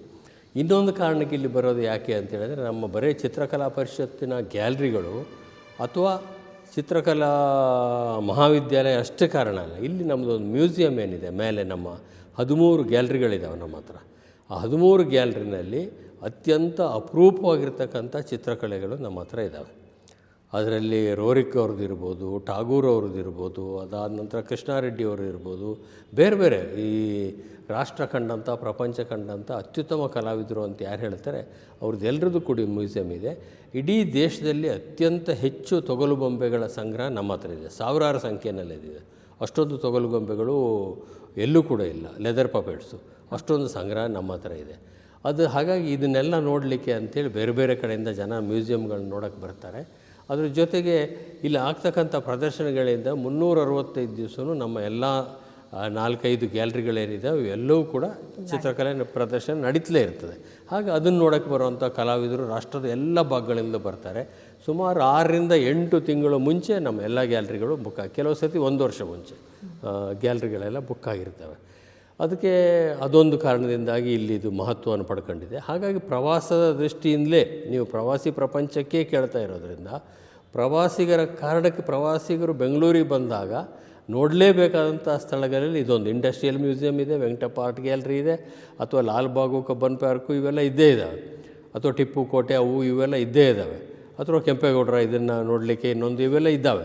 ಆದರೆ ಒಂದು ಸ್ಥಳದಲ್ಲಿ ಇಷ್ಟೊಂದು ಚಿತ್ರಕಲೆ ಸಂಬಂಧಪಟ್ಟಾಗೆ ಒಂದು ರೀತಿಯ ಕರ್ನಾಟಕದ ಅಥವಾ ಭಾರತದ ಸಾಂಸ್ಕೃತಿಕ ಪರಂಪರೆಯನ್ನು ಬಿಂಬಿಸುವಂಥ ಒಂದು ಕೇಂದ್ರವಾಗಿ ಚಿತ್ರಕಲಾ ಪರಿಷತ್ ಕಳೆದ 6 ದಶಕಗಳು ಬೆಳ್ಕೊಂಡು ಬರ್ತಾ ಇದೆ. ಅದಕ್ಕೆ ಗರಿ ಇಟ್ಟಂಥ ರೀತಿಯಲ್ಲಿ ಈ ಚಿತ್ರಸಂತೆ ಒಂದು ಕಾರ್ಯಕ್ರಮ, ಅದ್ರ ಜೊತೆಗೆ ಬೇರೆ ಕಾರ್ಯಕ್ರಮಗಳು ಕೂಡ ನಡೀತಾ ಇರ್ತವೆ. ಸರ್, ಇವಾಗ ಚಿತ್ರಸಂತೆಯ ಮೊದಲ ಆರಂಭದ ಪಯಣವನ್ನು, ಆರಂಭದ ಹೆಜ್ಜೆಗಳನ್ನು ಗಮನಿಸೋದಾದರೆ, ಸೊ ಅಲ್ಲಿಂದ ಇಲ್ಲಿವರೆಗೆ ಆಗುವಂತಹ ಪ್ರಮುಖ ಬದಲಾವಣೆಗಳು ಏನೇನಿದೆ ಸರ್? ಮೊದಲನೇದು ಅಂತೇಳಂದರೆ ಕೆಲವು 100 ಕಲಾವಿದರುಗಳು ಮಾತ್ರ 100ರ ಸಂಖ್ಯೆಯಲ್ಲಿ ಭಾಗವಹಿಸ್ತಾ ಇದ್ದರು ಮೊದಲೆಲ್ಲವೂ ಕೂಡ. ಅದಕ್ಕೆ ಬರೋಂಥ ಚಿತ್ರಕಲಾ ಪೋಷಕರು ಅಥವಾ ಆಸಕ್ತರ ಸಂಖ್ಯೆಯೂ ಕೂಡ ಕೆಲವು ಸಾವಿರಗಳಲ್ಲಿ ಇರ್ತಾಯಿತ್ತು. ಕ್ರಮೇಣ ಇದ್ರ ಬಗ್ಗೆ ಆಸಕ್ತಿ ಜಾಸ್ತಿಯಾಗಿ ಇದು ಒಂದು ಮಾರುಕಟ್ಟೆಯಾಗಿ ಬೆಳವಣಿಗೆ ಆಗಿ ಚಿತ್ರಸಂತೆಗೋಸ್ಕರನೇ ಕಾಯುವಂಥ ಕಲಾವಿದರ ಒಂದು ತಂಡನೇ ಇಡೀ ದೇಶದಲ್ಲಿ ನಿರ್ಮಾಣ ಆಗೋಯಿತು. ಅದ್ರ ಜೊತೆಗೆ ಈ ರಾಷ್ಟ್ರದಲ್ಲಿರ್ತಕ್ಕಂಥ ಬಿಲ್ಡರ್ಸ್ ಇರ್ಬೋದು, ಡೆವಲಪರ್ಸ್ ಇರ್ಬೋದು, ಆರ್ಕಿಟೆಕ್ಟ್ಸ್ ಇರ್ಬೋದು, ಇಂಟೀರಿಯರ್ ಡೆಕೋರೇಟರ್ಸ್ ಇರ್ಬೋದು, ಕಲೆಕ್ಟರ್ಸ್ ಇರ್ಬೋದು, ಗ್ಯಾಲರಿಯವರು ಇರ್ಬೋದು, ಇವರೆಲ್ಲರೂ ಕೂಡ ಚಿತ್ರಸಂತೆ ಕಾಯ್ತಾರೆ. ಕಾರಣ ಇಲ್ಲಿ ವೈವಿಧ್ಯ ಇರ್ತದೆ. ಬಹುತೇಕ 22 ರಾಜ್ಯ, 4 ಯೂನಿಯನ್ ಟೆರಿಟರಿಯ ಕಲಾವಿದರು ಅವರ ಕಲಾಕೃತಿನ ಒಂದೇ ಸ್ಥಳದಲ್ಲಿ ಪ್ರದರ್ಶನ ಮಾಡೋದು, ಮಾರಾಟ ಮಾಡೋದು ಅಂದರೆ ಅದು ಹುಡುಗಾಟಿ ಕೆಲಸ. ಇಷ್ಟೊಂದು ಜನನ ಸೇರಿಸಲಿಕ್ಕೆ ಸುಮಾರು ನಮಗೆ ತಿಂಗಳುಗಟ್ಟಲೆ ತಯಾರಿ ಇರ್ತದೆ ನಮ್ಮದು. ಅದಕ್ಕೆ ಈ ಪೂರ್ವ ತಯಾರಿ ತಿಂಗಳಾನುಗಟ್ಟಲೆ 3 ತಿಂಗಳು ಮುಂಚಿನಲ್ಲೇ ನಮ್ಮದು ಪ್ರಾರಂಭ ಆಗಿರ್ತದೆ. ನೋಡಲಿಕ್ಕೆ ಬೆಳಗಿಂದ ಸಾಯಂಕಾಲ ತನಕ ಮಾತ್ರ ಅಂತ ಕಾಣ್ತದೆ ನಮಗೆ. ಅದಕ್ಕೆ ಒಂದು 3 ತಿಂಗಳ ಶ್ರಮ ಇರ್ತದೆ. ಅನೇಕ ಜನ ನಮ್ಮ ವಿದ್ಯಾರ್ಥಿಗಳು, ಪ್ರಾಧ್ಯಾಪಕ ವರ್ಗದವರು, ನಮ್ಮ ಪದಾಧಿಕಾರಿಗಳು, ಕಾರ್ಯಕಾರಿ ಸಮಿತಿಯಲ್ಲಿರೋರು, ನಮ್ಮ ಸಿಬ್ಬಂದಿಗಳು ತಿಂಗಳಾನುಗಟ್ಟಲೆ ಇದಕ್ಕೋಸ್ಕರ ಕೆಲಸ ಮಾಡ್ತಾರೆ, ಎಲ್ಲೂ ವ್ಯತ್ಯಾಸ ಆಗಬಾರ್ದು ಅನ್ನೋ ಕಾರಣಕ್ಕೆ. ಇದು ಎಷ್ಟರ ಮಟ್ಟಿಗೆ ಇದರ ಪ್ರಸಿದ್ಧಿ ಇದೆ ಅಂತೇಳಂದರೆ, ಸುಮಾರು ನಾವು ಪ್ರತಿ ಸರ್ತಿ ಕರೆದಾಗಲೂ ಕೂಡ 3-3.5 ಸಾವಿರ ಕಲಾವಿದರು ಇದರಲ್ಲಿ ಭಾಗವಹಿಸಬೇಕು ಅಂತ ನಮಗೆ ಅರ್ಜಿಯನ್ನು ಹಾಕ್ತಾರೆ. ಅದರಲ್ಲಿ ನಾವು 1500 ಭಾಳ ಅಂದರೆ ಅವಕಾಶ ಕೊಡಲಿಕ್ಕೆ ಸಾಧ್ಯ ಆಗ್ತದೆ. ರೆಗ್ಯುಲರ್ ಇಷ್ಟೇ 1500 ಅಷ್ಟೇ, ಹೆಚ್ಚು ಕಮ್ಮಿ ಅಷ್ಟೇ. ಯಾಕಂದರೆ ನಮ್ಮದು ಕುಮಾರಕೃಪಾ ರಸ್ತೆ, ಕ್ರೆಸೆಂಟ್ ರಸ್ತೆ, ನಮ್ಮ ಒಳಭಾಗ ಎಲ್ಲ ಸೇರಿದರೂ ಇದಕ್ಕಿಂತ ಹೆಚ್ಚು ಅಕಾಮಿಡೇಟ್ ಮಾಡೋಕ್ಕೆ ಸಾಧ್ಯನೇ ಇಲ್ಲ. ಹಾಗಾಗಿ ಕೆಲವು ಸರ್ತಿ ಸಲಹೆಗಳಿದ್ದಾವೆ, ಇದನ್ನು ಬದಲಾಯಿಸಿ ಬೇರೆ ದೊಡ್ಡ ಜಾಗಕ್ಕೆ ಅಂತ. ಆದರೆ ಅದು ಇದಕ್ಕಿರ್ತಕ್ಕಂಥ ಒಂದು ಪ್ರತಿಷ್ಠೆ ಏನಿದೆ ಚಿತ್ರಕಲಾ ಪರಿಷತ್ತು ಕುಮಾರಕೃಪಾ ರಸ್ತೆಯಲ್ಲಿ, ಅದಕ್ಕೆ ಧಕ್ಕೆ ಬರಬಾರ್ದು ಅನ್ನೋ ಕಾರಣಕ್ಕೋಸ್ಕರ ನಾವು ಇಲ್ಲೇ ಮುಂದುವರಿಸ್ಕೊಂಡು ಹೋಗ್ತಾ ಇದ್ವಿ. ಆದರೆ ಇದಕ್ಕಿಂತ ಸೂಕ್ತ ಅಂತ ಯಾರು ಇದರಲ್ಲಿ ರಾಜರಾಜೇಶ್ವರಿ ನಗರದಲ್ಲಿರುವಂತಹ ಇಲ್ಲ, ಅಲ್ಲಿದೆ, ಅದು ಒಂದು ಮೂಲೆಯಲ್ಲಿ ಆಗ್ತದೆ ಅನ್ನೋ ಕಾರಣಕ್ಕೆ ಅದು ದೊಡ್ಡ ಜಾಗ ಇದೆ ಅಲ್ಲಿ, ಇದಕ್ಕಿಂತ ದೊಡ್ಡ ಜಾಗ ಅದು. ಬಟ್ ಆದರೆ ಅದು ಇನ್ನೂ ಕೂಡ ಅಷ್ಟು ಪ್ರಾಮುಖ್ಯತೆಗೆ ಬಂದಿಲ್ಲ ಆ ಪ್ರದೇಶಗಳು. ಆದರೆ ಇನ್ನು ಕೆಲವರು ಭಾಳ ಜನ ಹೇಳ್ತಾರೆ ಸ್ವಾತಂತ್ರ್ಯ ಉದ್ಯಾನವನಕ್ಕೆ ಬದಲಾಯಿಸಿ, ಅರಮನೆ ಮೈದಾನಕ್ಕೆ ಬದಲಾಯಿಸಿ. ಇದರಲ್ಲಿ ಎಕ್ಸ್ಪೆಂಡಿಚರು ಪ್ರಶ್ನೆ ಬರ್ತದೆ. ಯಾಕೆಂದರೆ ಇದರಲ್ಲಿ ನಾವು ಕಲಾವಿದರಿಗೆ 1,000 ರೂಪಾಯಿ ಕೊಟ್ಟು ರಿಜಿಸ್ಟ್ರೇಷನ್ ಮಾಡೋಕ್ಕೆ ಹೇಳ್ತೀವಿ ನಾವು. ಆ 1,000 ರೂಪಾಯಿ ಕೊಟ್ಟು ರಿಜಿಸ್ಟ್ರೇಷನ್ ಮಾಡಿದರೆ ಅವರಿಗೆ ಭಾಗವಹಿಸ್ತಕ್ಕಂಥ ಕಲಾವಿದರಿಗೆ, ಹೊರ ರಾಜ್ಯದ ಕಲಾವಿದರಿಗೆ ವಸತಿ ಉಚಿತವಾಗಿ ಕೊಡ್ತೇವೆ ನಾವು. ಬೆಳಗ್ಗಿನ ಉಪಹಾರ, ಮಧ್ಯಾಹ್ನದ ಊಟ, ಮತ್ತೊಂದು ಎಲ್ಲವೂ ಉಚಿತವಾಗೇ ಕೊಡ್ತೀವಿ ನಾವು ಎಲ್ಲ ಭಾಗವಹಿಸುವಂಥ ಕಲಾವಿದರುಗಳಿಗೆ, ಅವ್ರ ಜೊತೆ ಇರೋವಂಥವ್ರಿಗೆ. ಅದ್ರ ಜೊತೆಗೆ ಇಲ್ಲಿ ಮಾರಾಟ ಆಗ್ತಕ್ಕಂಥ ಯಾವುದೇ ಕಲಾಕೃತಿಗಳಿಗೆ ನಾವು ಕಮಿಷನ್ ತೆಗೆದುಕೊಳ್ಳೋದಿಲ್ಲ. ಅವ್ರು ಎಷ್ಟಕ್ಕೆ ಮಾರಿದ್ರು, ಎಷ್ಟಕ್ಕೆ ಬಿಟ್ಟರು ಅಂತ ಅವರು ಮತ್ತು ಕೊಳ್ಳೋರ ಮಧ್ಯೆ ಇರ್ತದೆ ಹೊರತು ನಾವು ಕಮಿಷನ್ ತೆಗೆದುಕೊಳ್ಳೋದು. ಬಹುತೇಕ ಇಡೀ ದೇಶದಲ್ಲಿ ಇಷ್ಟು ದೊಡ್ಡ ಪ್ರಮಾಣದಲ್ಲಿ ಗ್ಯಾಲ್ರಿಗಳನ್ನ ಇಟ್ಕೊಂಡು ನಮ್ಮ ಗ್ಯಾಲ್ರಿ ಒಳಗೆ ಏನು ಎಕ್ಸಿಬಿಷನ್ ಆಗ್ತಾವಲ್ಲ ಅದಕ್ಕೂ ನಾವು ಯಾವುದೇ ಕಮಿಷನ್ ತೆಗೆದುಕೊಳ್ಳೋದಿಲ್ಲ. ಬರೀ ನಾಮಿನಲ್ ಚಾರ್ಜಸ್. ಒಂದು ದಿವಸಕ್ಕೆ ಗ್ಯಾಲ್ರಿ ಬಾಡಿಗೆ ನೀವು ನಂಬ್ತಿರೋ ಬಿಡುತ್ತೆ 2,500 ರೂಪಾಯಿ ಅಷ್ಟೇ, ಪ್ಲಸ್ ಎಲೆಕ್ಟ್ರಿಸಿಟಿ ಚಾರ್ಜ್. ಬಹುತೇಕ ರಾಷ್ಟ್ರದಲ್ಲಿ ಎಲ್ಲೂ, ಪ್ರಪಂಚದಲ್ಲಿ ಎಲ್ಲೂ ಇಷ್ಟು ಕಡಿಮೆಗೆ ಗ್ಯಾಲ್ರಿಗಳು, ಅಷ್ಟು ಸುಸಜ್ಜಿತವಾಗಿರ್ತಕ್ಕಂಥ ಗ್ಯಾಲ್ರಿಗಳು ಅಷ್ಟು ಇರಲಿಕ್ಕೆ ಸಾಧ್ಯ ಇಲ್ಲ. ಇದರ ಉದ್ದೇಶನೇ ಚಿತ್ರಕಲಾ ಪರಿಷತ್ತು ಪ್ರಾರಂಭ ಆಗಿದ್ದು, ಸರ್ಕಾರ ಇದಕ್ಕೆ ಪ್ರೋತ್ಸಾಹ ಕೊಟ್ಟಿದ್ದು, ಸಾಕಷ್ಟು ಜನ ಇದಕ್ಕೆ ದೊಡ್ಡವರು ಇದಕ್ಕೋಸ್ಕರ ದುಡಿದಿರೋದು ಎಲ್ಲವೂ ಕೂಡ ಸಾಮಾನ್ಯರಿಗೆ ಇದು ಅನುಕೂಲ ಆಗಬೇಕು. ಹಾಗಾಗಿ ಅದನ್ನು ನಾವು ಜಾಸ್ತಿ ಮಾಡೋಕ್ಕೂ ಹೋಗಿಲ್ಲ, ಕಮಿಷನ್ನು ತೆಗೆದುಕೊಳ್ಬಾರ್ದು ಅಂತ ತೀರ್ಮಾನ ಮಾಡಿದ್ದೀವಿ. ಈಗ ನಾವು ಏನು ಇಲ್ಲಿ ಕೂತು ಇದನ್ನು ಮಾತಾಡ್ತಾ ಇದ್ದೀವಲ್ಲ, ಇದು ಮಾರಾಟ ಮಳಿಗೆ ನಮ್ಮದು, ಆರ್ಟ್ ಮಾರ್ಟ್ ಅಂತ. ಇದು ಕೂಡ ಇಡೀ ರಾಷ್ಟ್ರದಲ್ಲಿ ಅಥವಾ ಪ್ರಪಂಚದಲ್ಲಿ ಎಲ್ಲೂ ಇಲ್ಲದೆ ಇರೋಂಥ ಒಂದು ವ್ಯವಸ್ಥೆಯನ್ನು ಇದು ಹೊಂದಿದೆ. ಒಬ್ಬ ಕಲಾವಿದ ತನ್ನ 3 ಕಲಾಕೃತಿಗಳನ್ನ ಇಲ್ಲಿ ತಂದು 3 ತಿಂಗಳುಗಳ ಕಾಲ ಇಡ್ಬೋದು, ಯಾವುದೇ ಬಾಡಿಗೆ ಇಲ್ಲ. ಯಾರಾದರೂ ಒಂದು ಕೊಳ್ಳಿಕ್ಕೆ ಬಂದರೆ ಆ ಕಲಾವಿದನಿಗೂ ಮತ್ತು ಕೊಳ್ಳಕ್ಕೆ ಬಂದವರಿಗೂ ನೇರ ಸಂಪರ್ಕ ನಾವು ಮಾಡಿಸ್ತೀವಿ. ಅವರವ್ರು ಮಾತಾಡಿ ಅವರು ಅದಕ್ಕೆ ಏನು ಬೆಲೆ ಅಂತ ನಿಗದಿ ಮಾಡಿಕೊಂಡು ವ್ಯಾಪಾರ ಆಗ್ತದೆ. ಅದು ಆದಾಗ ಮಾತ್ರ ಈ ಆರ್ಟ್ ಮಾರ್ಟ್ ಸೇಲ್ಸ್ ಕೌಂಟ್ರಲ್ಲಿ ಮಾತ್ರ ನಾವು 12ರಿಂದ 15% ಕಮಿಷನ್ ತಗೊಳ್ಳೋದು. ಬಿಟ್ಟರೆ ಅಕಸ್ಮಾತ್ 3 ತಿಂಗಳು ಮಾರಾಟ ಆಗಲಿಲ್ಲ ಅಂತ ಇಟ್ಕೊಳ್ಳೋದು, ಹಾಗೆ ಅವರಿಗೆ ವಾಪಸ್ ಆ ಕಲಾಕೃತಿ ಹಾಗೆ ಕೊಡ್ತೀವಿ ಹೊರತು ಬಾಡಿಗೆ ತೆಗೆದುಕೊಳ್ಳೋದಿಲ್ಲ ನಾವು. ಇದರಿಂದ ಒಂದು 200-300 ಜನ ಕಲಾವಿದರು ಅವರ ಕಲಾಕೃತಿಗಳನ್ನ ಇಲ್ಲಿಟ್ಟಿದ್ದಾರೆ. ಇಷ್ಟೊಂದು ಕಲಾವಿದರ ಕಲಾಕೃತಿಗಳು ವರ್ಷವೆಲ್ಲ ಇರೋದು ಕೂಡ ಅಪರೂಪನೇ. ಅದು ಉಚಿತವಾಗಿ ಇಲ್ಲಿಡೋಂಥ, ಅದು ಬೆಂಗಳೂರಿನ ಇಂಥ ಕೇಂದ್ರ ಸ್ಥಳದಲ್ಲಿ ಅವಕಾಶ ಕೊಡೋದು ಕೂಡ ಭಾಳ ಅಪರೂಪ, ಅಥವಾ ಇಲ್ಲವೇ ಇಲ್ಲ ಅಂತೇಳಿ ಹೇಳಿರೋದು ತಪ್ಪಾಗಲಿ. ಹಾಗೆ ಈ ಎಲ್ಲ ಕಾರಣಗಳಿಂದಾಗಿ ಪ್ರವಾಸಿಗರು ಇಲ್ಲಿ ಬರುವಂಥ ಒಂದು ಪ್ರಯತ್ನ ಮಾಡ್ತಾರೆ. ವಿದೇಶಿ ಪ್ರವಾಸಿಗರು, ದೇಶದ ಪ್ರವಾಸಿಗರು, ಬಹುತೇಕ ಜನ ಮ್ಯೂಸಿಯಂ ನೋಡಲಿಕ್ಕೆ, ನಿಕೋಲಾಸ್ ರೋರಿಕ್ ಮತ್ತು ಸ್ವೆಟೋಸ್ಲಾವ್ ರೋರಿಕ್ ಅವರ ಆರ್ಟ್ ವರ್ಕ್ಗಳು ಬಹುತೇಕ ಭಾರತದಲ್ಲಿ ಇಷ್ಟೊಂದು ದೊಡ್ಡ ಪ್ರಮಾಣದಲ್ಲಿ, ತಂದೆದೊಂದು 63 ಇದೆ, ಮಗಂದೊಂದು 63 ನಮ್ಮ ಹತ್ರ ಇದೆ, ಕೋಟ್ಯಾಂತರ ರೂಪಾಯಿ ಬೆಲೆ ಬಾಳುವಂಥವು ಪ್ರತಿಯೊಂದು ಕೂಡ. ಹಾಗೆ ಒಂದೊಂದು ಆರ್ಟ್ ವರ್ಕು ಕೂಡ ಅಂಥದ್ದನ್ನು ಬಹುತೇಕ ನಮ್ಮ ದೇವಿಕಾನಯನಿ ರೋರಿಕ್ ಎಸ್ಟೇಟ್ನಲ್ಲಿ ಒಂದಷ್ಟು ಇರ್ಬೋದು, ವೆಂಕಟಪ್ಪ ಆರ್ಟ್ ಗ್ಯಾಲರಿಲಿ ಸ್ವಲ್ಪ ಇದೆ, ಮತ್ತು ಬಿಟ್ಟರೆ ರಷ್ಯಾದಲ್ಲಿ ಇರ್ಬೋದೇ ಹೊರತಾಗಿ ಬೇರೆ ಕಡೆ ಇಷ್ಟೊಂದು ದೊಡ್ಡ ಪ್ರಮಾಣದ ಅವರ ಕಲೆಕ್ಷನ್ಸ್ ಯಾರ ಹತ್ರನೂ ಇಲ್ಲ. ಅದೇ ರೀತಿ ಕೃಷ್ಣಾರೆಡ್ಡಿ ಅವ್ರದ್ದು ಏನು ಕಲೆಕ್ಷನ್ಸ್ ನಮ್ಮ ಹತ್ರ ಇದೆ, ಇದು ಬಹುತೇಕ ನಮ್ಮ ದೇಶದಲ್ಲಿ ಬೇರೆ ಯಾರ ಹತ್ರನೂ ಕೂಡ ಇಲ್ಲ. ಅವರು ಅಂತಾರಾಷ್ಟ್ರೀಯ ಮಟ್ಟದ ಕಲಾವಿದರು, ಅವ್ರದ್ದು ಸೆಂಟನರಿ ಆಗ್ತಾಯಿದೆ. ಅದನ್ನು ಕೂಡ ಈ ವರ್ಷ ನಾವು ಮಾಡೋರಿದ್ದೀವಿ 2026ರಲ್ಲಿ ಒಂದು ತಿಂಗಳ ಕಾರ್ಯಕ್ರಮ, ಅದನ್ನು ಮಾಡೋರು. ಈ ನಾನಾ ಕಾರಣಗಳಿಗೋಸ್ಕರ ಇಲ್ಲಿಗೆ ಪ್ರವಾಸಿಗರು ಭಾಳ ದೊಡ್ಡ ಸಂಖ್ಯೆಯಲ್ಲಿ ಬರ್ತಾರೆ. ಹಾಗಾಗಿ ಇದರ ಜೊತೆಗೆ ನಮ್ಮದು ದೇವರಾಜ ಅರಸು ಈ ಜಾಗ ಕೊಟ್ಟು ಅವ್ರ ಹೆಸರಿನಲ್ಲಿ ಒಂದು ಸಣ್ಣ ಆಡಿಟೋರಿಯಮ್ಮು, ಗ್ಯಾಲರಿ ಮಾಡಿದ್ದೀವಿ. ಗಾಂಧೀಜಿಯವರು ಬೆಂಗಳೂರಿಗೆ ಬಂದಂಥ ಎಲ್ಲ ಸಂದರ್ಭಗಳಲ್ಲೂ ಕೂಡ ಕುಮಾರಕೃಪ ವಸತಿ ಗೃಹದಲ್ಲಿ ಇದ್ದಾಗ ಅವರು ಈಗಿನ ಮಹಾರಾಣಿ ಕಾಲೇಜ್ ಏನಿದೆ ಆಗದು ಇರಲಿಲ್ಲ. ಅಲ್ಲಿ ತನಕ ಅವರು ನಡೆದುಕೊಂಡು ಹೋಗಿ ಸಂಜೆ ವಾಯುವಿಹಾರ ಮಾಡಿಕೊಂಡು ವಾಪಸ್ ಬಂದಾಗ ಕೆಲವು ಕಾಲ ಇಲ್ಲಿ ಕೂತು ಹೋಗ್ತಾ ಇದ್ದಂಥ ಜಾಗನೂ ಕೂಡ ನಮ್ಮ ಚಿತ್ರಕಲಾ ಪರಿಷತ್ ಒಳಗೆ ಇದೆ. ಅಲ್ಲೊಂದು ಗಾಂಧಿ ಕುಟೀರ ಅಂತೇಳಿ ನಾವು ಕಟ್ಟಿದ್ದೇವೆ. ಸಣ್ಣ ಪುಟ್ಟ ಪುಸ್ತಕ ಬಿಡುಗಡೆ, ಸೆಮಿನಾರ್ಗಳು, ಈ ರೀತಿಯ ರಾಜಕಾರಣದ ಕಾರ್ಯಕ್ರಮ ಒಂದು ಬಿಟ್ಟು ಇನ್ನು ಬೇರೆ ಕಾರ್ಯಕ್ರಮಕ್ಕೆ ಸಾಹಿತ್ಯ, ರಂಗಭೂಮಿ, ಸಂಸ್ಕೃತಿ, ಕಲೆ ಇದಕ್ಕೆ ಸಂಬಂಧಪಟ್ಟಂಥದಕ್ಕೆ ಇದಕ್ಕೆಲ್ಲ ಭಾಳ ಅದು ನಾಮಿನಲ್ ಚಾರ್ಜಲ್ಲಿ ದಿನಕ್ಕೆ 3,000 ರೂಪಾಯಿ. ಇಲ್ಲಿ ಫಾಯರಲ್ಲಿ ಮಾಡೋದಾದರೂ 2,500 3,000 ಅಷ್ಟೇ. ದೇವರಾಜ ಅರಸು ಗ್ಯಾಲರಿ ತಗೊಂಡ್ರು ಅಷ್ಟೇ 3,000ರಿಂದ 4,000 ರೂಪಾಯಿ ಇದೆ. ಹೀಗೆ ಅದು ನಮ್ಮ ಈ ಪಾಪ್ಯುಲೇಷನ್ ಎಷ್ಟಿರುವಾಗ ಅದರಲ್ಲಿ ಕಲಾವಿದರ ಸಂಖ್ಯೆಯು ಸಾಕಷ್ಟು ಮಟ್ಟದಲ್ಲಿದೆ. ಸೊ ಈಗ ನೀವು ಚಿತ್ರಸಂತೆ ಅನ್ನೋ ಒಂದು ಕಾನ್ಸೆಪ್ಟ್ ತಂದಾಗ ಅದಕ್ಕಾಗಿ ಅರ್ಜಿ ಸಲ್ಲಿಸುವಂತಹ ಕಲಾವಿದರ ಸಂಖ್ಯೆಯು ಹೆಚ್ಚಿನ ಪ್ರಮಾಣದಲ್ಲಿ ಇರುತ್ತೆ. ಆಯ್ಕೆ ಪ್ರಕ್ರಿಯೆ ಯಾವ ಥರ ಮಾಡ್ಕೋತೀರಾ ಸರ್ ಇಂಥ ಸಂದರ್ಭದಲ್ಲಿ ಅಂತ? ಅದು ಮೊದಲಿನಿಂದ ಇಲ್ಲಿವರೆಗೆ ಆಯ್ಕೆ ಪ್ರಕ್ರಿಯೆ ಕಲಾವಿದರೇ ಮಾಡ್ತಾರೆ. ಅದಕ್ಕೊಂದು ಸಣ್ಣ ಕಮಿಟಿಯನ್ನು ಮಾಡ್ತೀವಿ, 4-5 ಜನದ ಕಮಿಟಿಯನ್ನು. ಅವರ ಅಪ್ಲಿಕೇಶನ್ಗಳು ಕಳಿಸಿದಂಥ ಸಂದರ್ಭದಲ್ಲಿ 3 ಕಲಾಕೃತಿಗಳನ್ನ ಅವ್ರಿಗೆ ಕಳಿಸ್ಲಿಕ್ಕೆ ಹೇಳ್ತೀವಿ ನಾವು. ಮೊದಲೆಲ್ಲ ಅದು ಫಿಸಿಕಲಾಗಿ ಕಳಿಸ್ತಾಯಿದ್ರು, ಪೋಸ್ಟಲ್ಲಿ ಬರಬೇಕಿತ್ತು ಅಥವಾ ಇಲ್ಲಿ ತಂದು ಕೊಡಬೇಕಿತ್ತು. ಈಗ ಕಳೆದ ಕೆಲವು ವರ್ಷಗಳಿಂದ ಈಗ ನಾವು ಅದನ್ನೆಲ್ಲ ಆನ್ಲೈನ್ ಮಾಡಿದ್ದೀವಿ. ಆನ್ಲೈನಲ್ಲೇ ಅವ್ರು ಅಪ್ಲೋಡ್ ಮಾಡಿಬಿಡ್ತಾರೆ. ಆನ್ಲೈನಲ್ಲೇ ಅವ್ರಿಗೆ ರಿಪ್ಲೈ ಹೋಗೋದು ಮತ್ತೊಂದು ಎಲ್ಲ ಮಾಡ್ತಾರೆ, ಯಾವ್ದು ಸೆಲೆಕ್ಟ್ ಆಗಿದೆ, ಯಾವ್ದು ಸೆಲೆಕ್ಟ್ ಆಗಿಲ್ಲ ಅಂತ.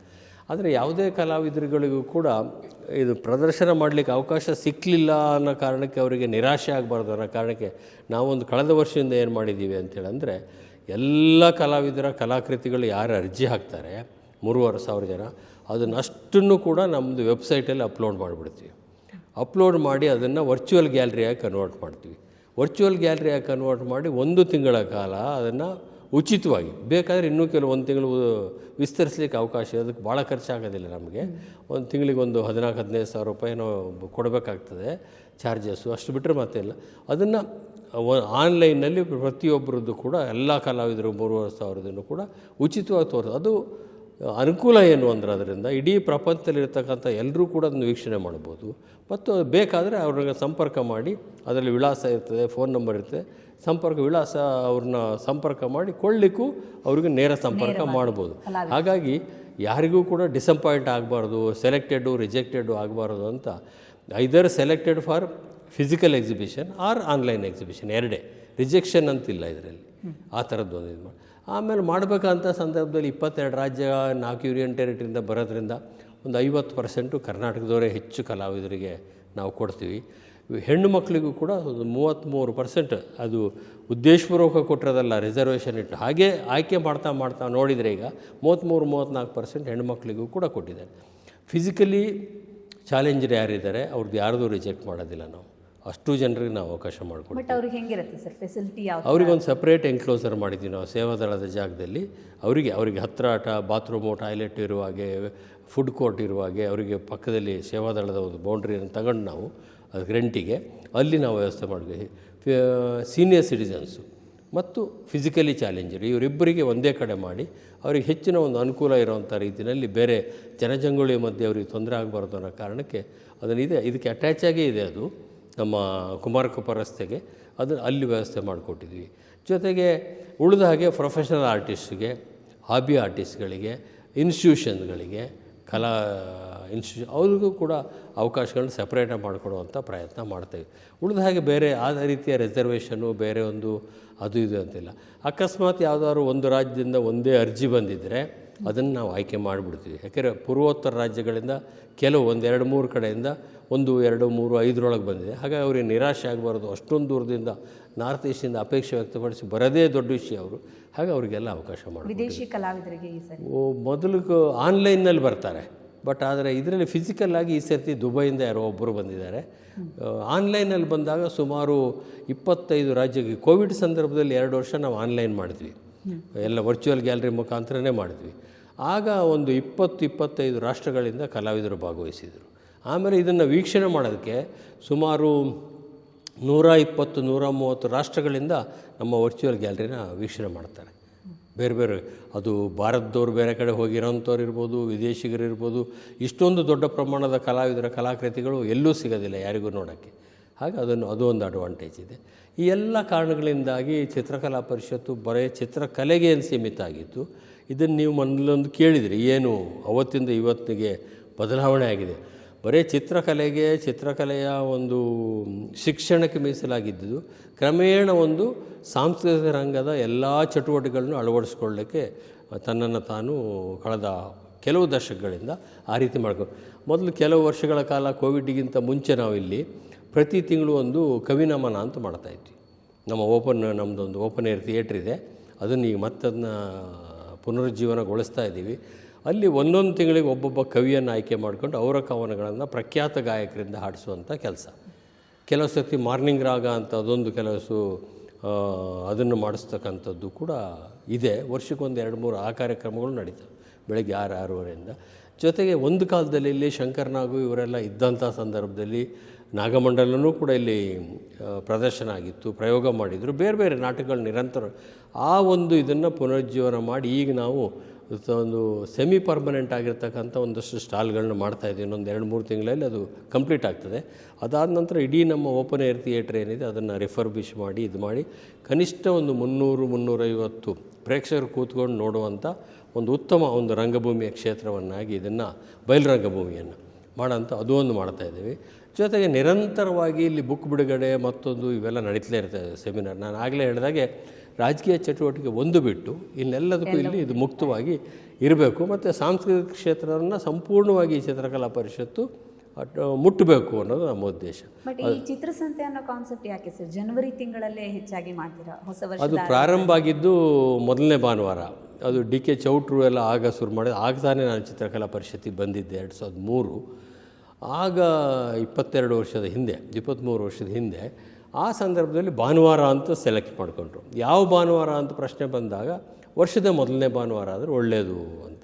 ಅಂದರೆ ಒಂದು ಜನವರಿ ತಿಂಗಳಲ್ಲಿ ಹೆಚ್ಚು ಕಮ್ಮಿ ಪರೀಕ್ಷೆಗಳಿರೋದಿಲ್ಲ, ಮತ್ತೊಂದಿರೋದಿಲ್ಲ, ಆಮೇಲೆ ಹಾರ್ವೆಸ್ಟಿಂಗ್ ಎಲ್ಲ ಮುಗಿದಿರ್ತದೆ, ಒಂದು ಸ್ವಲ್ಪ ಲೀನ್ ಪೀರಿಯಡು, ಹಾಲಿಡೇ ಮೂಡಲ್ಲಿರ್ತಾರೆ, ಕ್ರಿಸ್ಮಸ್ಸು, ಇಯರ್ ಎಂಡು, ಹೊಸ ವರ್ಷದ ಆರಂಭ, ಒಂದು ರೀತಿಯ ರಿಲ್ಯಾಕ್ಸ್ಡು ಮತ್ತು ಹಾಲಿಡೇ ಮೂಡಲ್ಲಿರೋಂಥ ಜನಗಳು ಇರೋಂಥ ಒಂದು ಸಂದರ್ಭ ಇದು. ಹಾಗಾಗಿ ಅದು ಹಳ್ಳಿಯವರು ಇರ್ಬೋದು, ಪಟ್ಟಣದವರು ಇರ್ಬೋದು, ಅಥವಾ ನಗರಗಳಲ್ಲಿ ಇರ್ಬೋದು. ಹಾಗೆ ಹೆಚ್ಚು ಸೂಕ್ತ ಈ ಸಮಯ ಅಂತ ಅವರು ಸೆಲೆಕ್ಟ್ ಮಾಡಿದರು. ಪ್ರತಿ ಸರ್ತಿ ಎರಡು ಸರ್ತಿ ಮಾತ್ರ ವ್ಯತ್ಯಾಸ ಆಗಿದೆ. ಕಾರಣ ಅಂತೇಳಿದ್ರೆ ಅದು 1ನೇ ತಾರೀಕೆ ಸಂಡೇ ಬಂದುಬಿಡ್ತು, ಫಸ್ಟೇ ಸಂಡೇ ಬಂದುಬಿಡ್ತು. ಹಾಗೆ ಬಂದಾಗ 2ನೇ ಸಂಡೇಗೆ ಶಿಫ್ಟ್ ಮಾಡಿದ್ದು ಬಿಟ್ಟರೆ ಉಳಿದಾಗೆಲ್ಲ ಸಂಡೇನೇ. 1ನೇ ತಾರೀಕು ಬರದೇ ಹೋದರೆ ಅದು ಹೋದ ಸರ್ತಿ 5 ಬಂದಿತ್ತು, ಈ ಸರ್ತಿ 4 ಬಂದಿದೆ ಸಂಡೇ. ಮೊದಲು ಬಹುತೇಕ ಮುಂದಿನ ವರ್ಷ 3ಕ್ಕೆ ಬರ್ತದೆ ಅಂತ ಕಾಣುತ್ತೆ. ಅದು ಹೀಗೆ ಮತ್ತು 2ಕ್ಕೆ ಬರ್ತದೆ, ಮತ್ತು 1ಕ್ಕೆ ಬಂದಾಗ ಮಾತ್ರ ಒಂದು ವ್ಯತ್ಯಾಸ ಮಾಡ್ತೀವಿ. ಇಲ್ಲದೆ ಹೋದರೆ ಮೊದಲನೇ ಭಾನುವಾರ ನಿಗದಿತ ಇದ್ದರೆ ಅದಕ್ಕೊಂದು ಶಿಸ್ತು ಇರ್ತದೆ, ಮತ್ತೊಂದು ತಯಾರಿಗೆ ಮತ್ತೊಂದಕ್ಕೆ ಅನುಕೂಲ ಆಗ್ತದೆ. ಜೊತೆಗೆ ನಾನು ಆಗಲೇ ಹೇಳಿದಾಗ ನಿಮಗೆ ದೈಹಿಕವಾಗಿ, ಮಾನಸಿಕವಾಗಿ, ವೃತ್ತಿಯಿಂದ ಮತ್ತೊಂದರಿಂದ ಎಲ್ಲ ಮಕ್ಕಳು ದೊಡ್ಡವರು ಎಲ್ಲ ರಿಲ್ಯಾಕ್ಸ್ಡ್ ಮೂಡಲ್ಲಿರ್ತಕ್ಕಂಥ, ಹರಣೆ ಮೂಡಲ್ಲಿರ್ತಕ್ಕಂಥ ಈ ಸಮಯ ಇದೆ. ಅದಕ್ಕೋಸ್ಕರ ಇದನ್ನು ಸೆಲೆಕ್ಟ್ ಮಾಡಿರಿ. ಸರ್, ಇದ್ರ ಜೊತೆ ಮುಖ್ಯವಾಗಿ ಕೇಳಲೇಬೇಕು, ಚಿತ್ರಸಂತೆ ಅನ್ನೋದು ವರ್ಷಕ್ಕೆ ಒಂದೇ ಯಾಕೆ ಅಂತ ಎಲ್ಲರೂ ಕೇಳುವಂತಹ ಪ್ರಶ್ನೆ.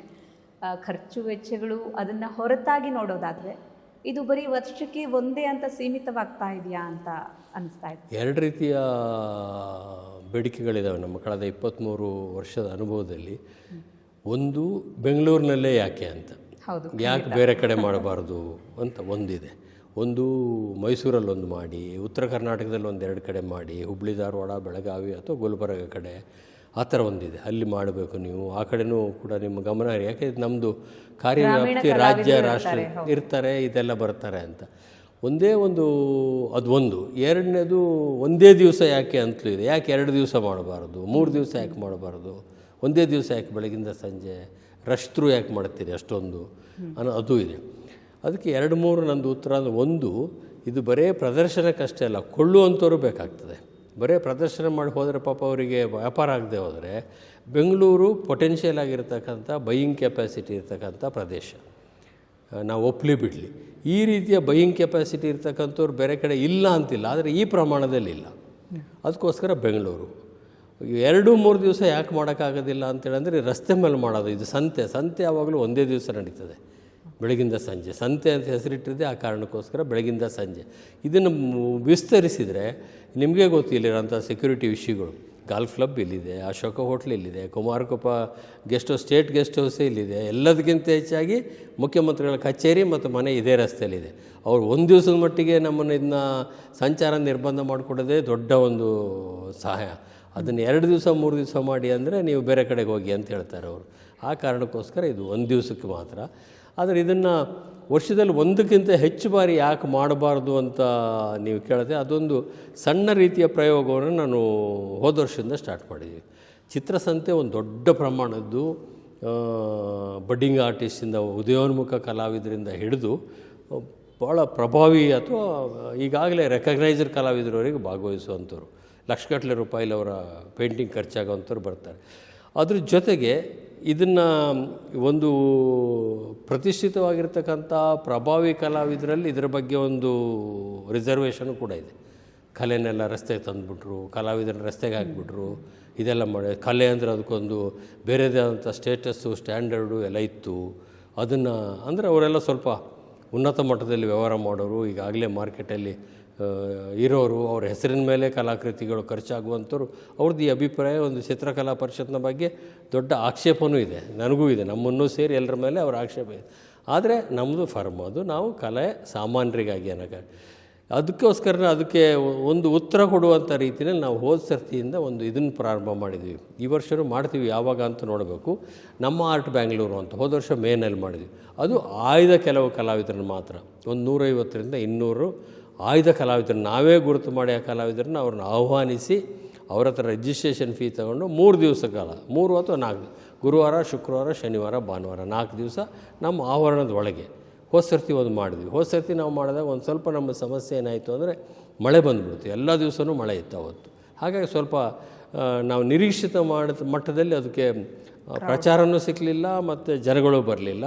ಸ್ವಲ್ಪ ಕಲಾವಿದರು ಬಂದರು, ಅತ್ಯಂತ ಪ್ರತಿಷ್ಠಿತವಾಗಿರ್ತಕ್ಕಂಥ ಕಲಾವಿದರು.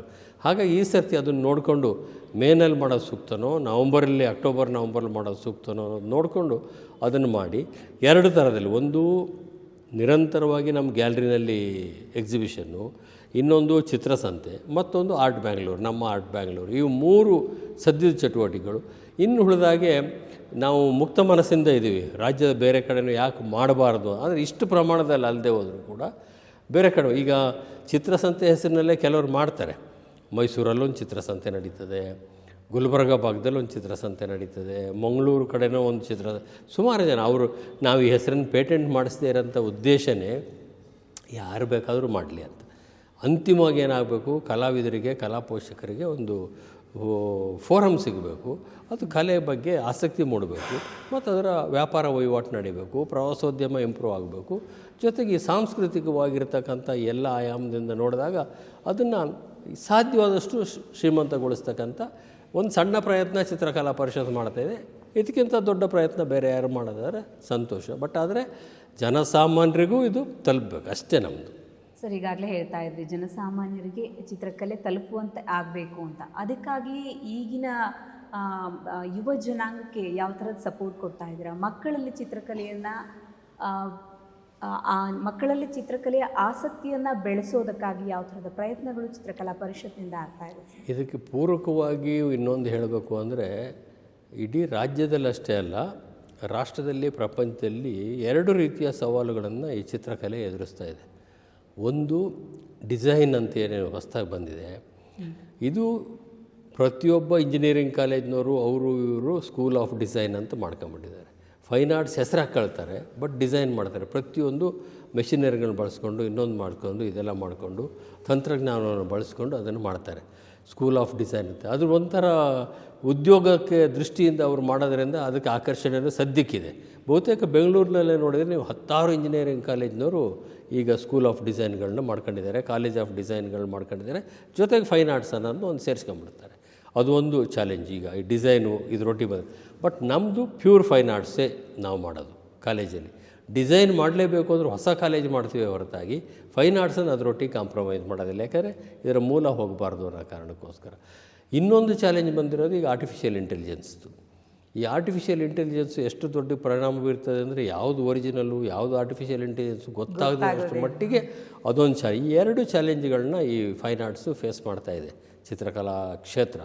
ಅದನ್ನು ಯಾವ ರೀತಿ ಎದುರಿಸಬೇಕು ಅನ್ನೋದನ್ನ ಕಲಾವಿದರು ಸೇರಿ ತೀರ್ಮಾನ ಮಾಡಬೇಕು, ಅಥವಾ ಅದರಲ್ಲಿರೋಂಥ ಆಡಳಿತ ಮಂಡಳಿಯವರು ಸೇರಿ ತೀರ್ಮಾನ ಮಾಡಬೇಕು. ಇವೆರಡು ಚಾಲೆಂಜ್ಗಳಂತೂ ಇದ್ದೇ ಇದ್ದಾವೆ. ನೀವು ಇನ್ನೊಂದು ಮೂಲ ಪ್ರಶ್ನೆ ನೀವೇನು ಕೇಳಿದರೆ ಅದರ ಪ್ರಕಾರ ಈ ಯುವ ಜನಾಂಗಕ್ಕೆ, ಮಕ್ಕಳಿಗೆ ಏನು ಅಂತ, ನಮ್ಮಲ್ಲಿ ಎಷ್ಟು ಸಾಧ್ಯನೋ ಅಷ್ಟು ಹಾಬಿ ಕ್ಲಾಸಸ್ನ ನಾವು ನಡೆಸ್ತೀವಿ. ರೆಗ್ಯುಲರಾಗಿ ಹಾಬಿ ಕ್ಲಾಸು. ಅದರಲ್ಲಿ ವರ್ಕಿಂಗ್ ವುಮನ್ ಬರ್ತಾರೆ, ಬೇರೆ ಬೇರೆ ಅಧಿಕಾರಿಗಳು, ಮತ್ತೊಬ್ಬರವರ ಮನೆಯವರುಗಳೇ ಬರ್ತಾರೆ, ಕೆಲವು ಸರ್ತಿ ಆಫೀಸರ್ಸ್ ಬರ್ತಾರೆ, IAS IPS ಆಫೀಸರ್ಗಳು ಬಂದು ಇದರಲ್ಲಿ ಕಲಿಯುವಂಥ ಪ್ರಯತ್ನ ಮಾಡ್ತಾರೆ. ಸಮ್ಮರ್ ಕ್ಲಾಸಸ್ನ ಮಕ್ಕಳಿಗೆ ಮಾಡ್ತೀವಿ ನಾವು. ಈ ಥರ ವೆಕೇಷನ್ ಕೋರ್ಸ್ಗಳನ್ನ ಮಾಡ್ತೀವಿ. ಈ ಥರದ್ದು ನಮ್ಮ ಈ ಕ್ಯಾಂಪಸ್ಸು ಮತ್ತು ಆ ಕ್ಯಾಂಪಸ್ಸು, ರಾಜರಾಜೇಶ್ವರಿ ನಗರ ಕ್ಯಾಂಪಸ್, 2 ಕ್ಯಾಂಪಸ್ಸಲ್ಲಿ ಅದನ್ನ ನಾವು ಮಾಡ್ತಾಯಿದೆ. ಇದ್ರ ಜೊತೆಗೆ ಇಡೀ ಕರ್ನಾಟಕದಲ್ಲಿ ಒಂದು ಚಿತ್ರಕಲಾ ಶಿಬಿರ ಮಕ್ಕಳಿಗೋಸ್ಕರನೇ ಮಾಡಬೇಕು ಎಲ್ಲ ಜಿಲ್ಲೆಯಲ್ಲಿ ಅಂತ ಒಂದು ಸಲಹೆ ಇತ್ತೀಚೆಗೆ ಬಂದಿದೆ. ಈ ಚಿತ್ರಸಂತೆಗಿಂತ ಮುಂಚೆ ಇದಕ್ಕೆ ಪೂರಕವಾಗಿ ಒಂದು ರೀತಿ ಇಡೀ ರಾಜ್ಯದ ಎಲ್ಲ ಜಿಲ್ಲೆಗಳಲ್ಲೂ ಕೂಡ ಮಕ್ಕಳನ್ನು ಭಾಗವಹಿಸುವಂಥ ಒಂದು ಚಿತ್ರಕಲಾ ಸ್ಪರ್ಧೆ ಮಾಡಬೇಕು ಅಂತ ಈ ಕೆಲವು ಪತ್ರಿಕಾ ಮಾಧ್ಯಮದವರು ಮಾಡ್ತಾಯಿದ್ದಾರೆ. ಈಗ ಅವರು ಹೊಸದಾಗಿ ಇದೊಂದು ಸ್ವಲ್ಪ ಅದೊಂದು ಆಸಕ್ತಿದಾಯಕವಾದಂಥ ವಿಚಾರ. 1-2 ದಿನಪತ್ರಿಕೆಗಳು, ಕನ್ನಡ ದಿನಪತ್ರಿಕೆಗಳವರು ಇಡೀ ರಾಜ್ಯದಲ್ಲಿ ಅದನ್ನು ಮಾಡ್ತಾಯಿದ್ದಾರೆ. ಅದರ ಅಂತಿಮ ಎಕ್ಸಿಬಿಷನ್ನ ಚಿತ್ರಕಲಾ ಪರಿಷತ್ನಲ್ಲೇ ಮಾಡ್ತಾಯಿದ್ದಾರೆ. ಈ ರೀತಿ ಇದನ್ನು ಇನ್ನೊಂದಷ್ಟು ಕೆಳಮಟ್ಟಕ್ಕೆ, ಬೇರುಮಟ್ಟಕ್ಕೆ ಹೋಗಬೇಕು, ರಾಜ್ಯದ ಬೇರೆ ಭಾಗಗಳಿಗೆ ಹೋಗಬೇಕು. ಸಣ್ಣ ಮಕ್ಕಳಿಗೂ ಇದರಲ್ಲಿ ಆಸಕ್ತಿ ಇದ್ದರೆ ಅವರು ಭಾಗವಹಿಸುವಂಥ ಒಂದು ವೇದಿಕೆಯನ್ನು ನಿರ್ಮಾಣ ಮಾಡಬೇಕು. ಜೊತೆಗೆ ಆಸಕ್ತ ಬಿಡುವಿರ್ತಕ್ಕಂಥ ಹೆಣ್ಣುಮಕ್ಕಳಿರ್ಬೋದು ಅಥವಾ ಬೇರೆ ಬೇರೆ ಜನಗಳಿರ್ಬೋದು, ಅವರಿಗೂ ಇರಬೇಕು ಅನ್ನೋದು ಅದು ನಮ್ಮ ಒಂದು ಕಾರ್ಯಸೂಚಿನಲ್ಲಿ ಇರುವಂಥ ವಿಷಯನೇ. ಮುಖ್ಯವಾಗಿ ಈಗ ಕೇಳಬೇಕಾಗಿರುವಂಥದ್ದು ಸರ್, ಬಿ ಎಲ್ ಶಂಕರ್ ಅವ್ರಿಗೆ ಕಲೆ, ಅವರ ಜೀವನದಲ್ಲಿ ಕಲೆ ಅಂದರೆ ಎಷ್ಟು ಪ್ರಾಮುಖ್ಯತೆಯನ್ನು ಪಡೆದುಕೊಂಡಿದೆ? ನಾನು ಮೂಲತಃ ವಿಜ್ಞಾನದ ವಿದ್ಯಾರ್ಥಿ. ನನ್ನ ಡಿಗ್ರಿ BSc. ಅದಾದ ನಂತರ ರಾಜಕೀಯ ವಿಜ್ಞಾನ, ಪೊಲಿಟಿಕಲ್ ಸೈನ್ಸು ನಾನು ಓದಿರೋಂಥದ್ದು. ಅದಾದ ನಂತರ ಕಾನೂನು, ಮೊದಲನೇದಾಗಿ ವಿಜ್ಞಾನ, ಅದಾದಮೇಲೆ ಕಾನೂನು ವಿದ್ಯಾಭ್ಯಾಸ, ಆಮೇಲೆ ರಾಜಕೀಯ ವಿಜ್ಞಾನ, ಪೊಲಿಟಿಕಲ್ ಸೈನ್ಸ್, ಆಮೇಲೆ ನನ್ನ ಥೀಸಿಸು PhDನೂ ಕೂಡ ಪೊಲಿಟಿಕಲ್ ಸೈನ್ಸೇ. ನಿಜ ಹೇಳಬೇಕು ಅಂದರೆ ನನಗೆ ಸಾಹಿತ್ಯದಲ್ಲಿ ಆಸಕ್ತಿ ಇತ್ತೇ ಹೊರತು ಚಿತ್ರಕಲೆಯಲ್ಲಿ ಆಸಕ್ತಿ ಇರಲಿಲ್ಲ. ದೊಡ್ಡ ಪ್ರಮಾಣದ ಅಲ್ಪ ಸ್ವಲ್ಪ ಇತ್ತು ಬಿಟ್ಟರೆ, ಯಾಕೆಂದರೆ ನನ್ನ ಭಾಳ ಚಿಕ್ಕ ವಯಸ್ಸಿನಿಂದ ನನ್ನ ಸಹವಾಸ, ಸಂಬಂಧ, ಒಡನಾಟ ಎಲ್ಲ ಸಾಹಿತಿಗಳೊಟ್ಟಿಗಿತ್ತು. ಅದಕ್ಕೆ ನಾನು ವಿದ್ಯಾರ್ಥಿಯಾಗಿದ್ದಾಗಲೇ P. ಲಂಕೇಶು, ಡಾಕ್ಟರ್ UR ಅನಂತಮೂರ್ತಿಯವರು, ಚಂದ್ರಶೇಖರ ಪಾಟೀಲರು, ಆಮೇಲೆ DR ನಾಗರಾಜ್ ಅವರು, ಇವರೊಟ್ಟಿಗೆಲ್ಲ, ಆಮೇಲೆ ಪೂರ್ಣಚಂದ್ರ ತೇಜಸ್ವಿ ನಮ್ಮೂರಲ್ಲೇ ಬಂದು ನೆಲೆಸಿದ್ರು ಮೂಡಿಗೆರೆಯಲ್ಲಿ. ಇವರ ಒಡನಾಟದಿಂದ ಕಾರಣದಿಂದ ನನಗೆ ಸಾಹಿತ್ಯ ಮತ್ತು ಕುವೆಂಪು ಈ ಎಲ್ಲ ಕಾರಣಗಳಿಗೋಸ್ಕರ ಅದರಲ್ಲಿ ಆಸಕ್ತಿ ಇತ್ತು. ಮತ್ತು ಸಾಂಸ್ಕೃತಿಕ ವ್ಯಕ್ತಿತ್ವ ಇರತಕ್ಕಂಥ ರಾಜಕಾರಣಿಗಳೊಟ್ಟಿಗೆ ನನ್ನ ಒಡನಾಟ ಇತ್ತು. ಅದು ಅಖಿಲ ಭಾರತ ಮಟ್ಟದಲ್ಲಿ ಚಂದ್ರಶೇಖರ್ ಅವರು ಇರ್ಬೋದು, ಕರ್ನಾಟಕದ ಮಟ್ಟದಲ್ಲಿ JH ಪಟೇಲ್, ರಾಮಕೃಷ್ಣ ಹೆಗಡೆ ಅವರು ಇರ್ಬೋದು.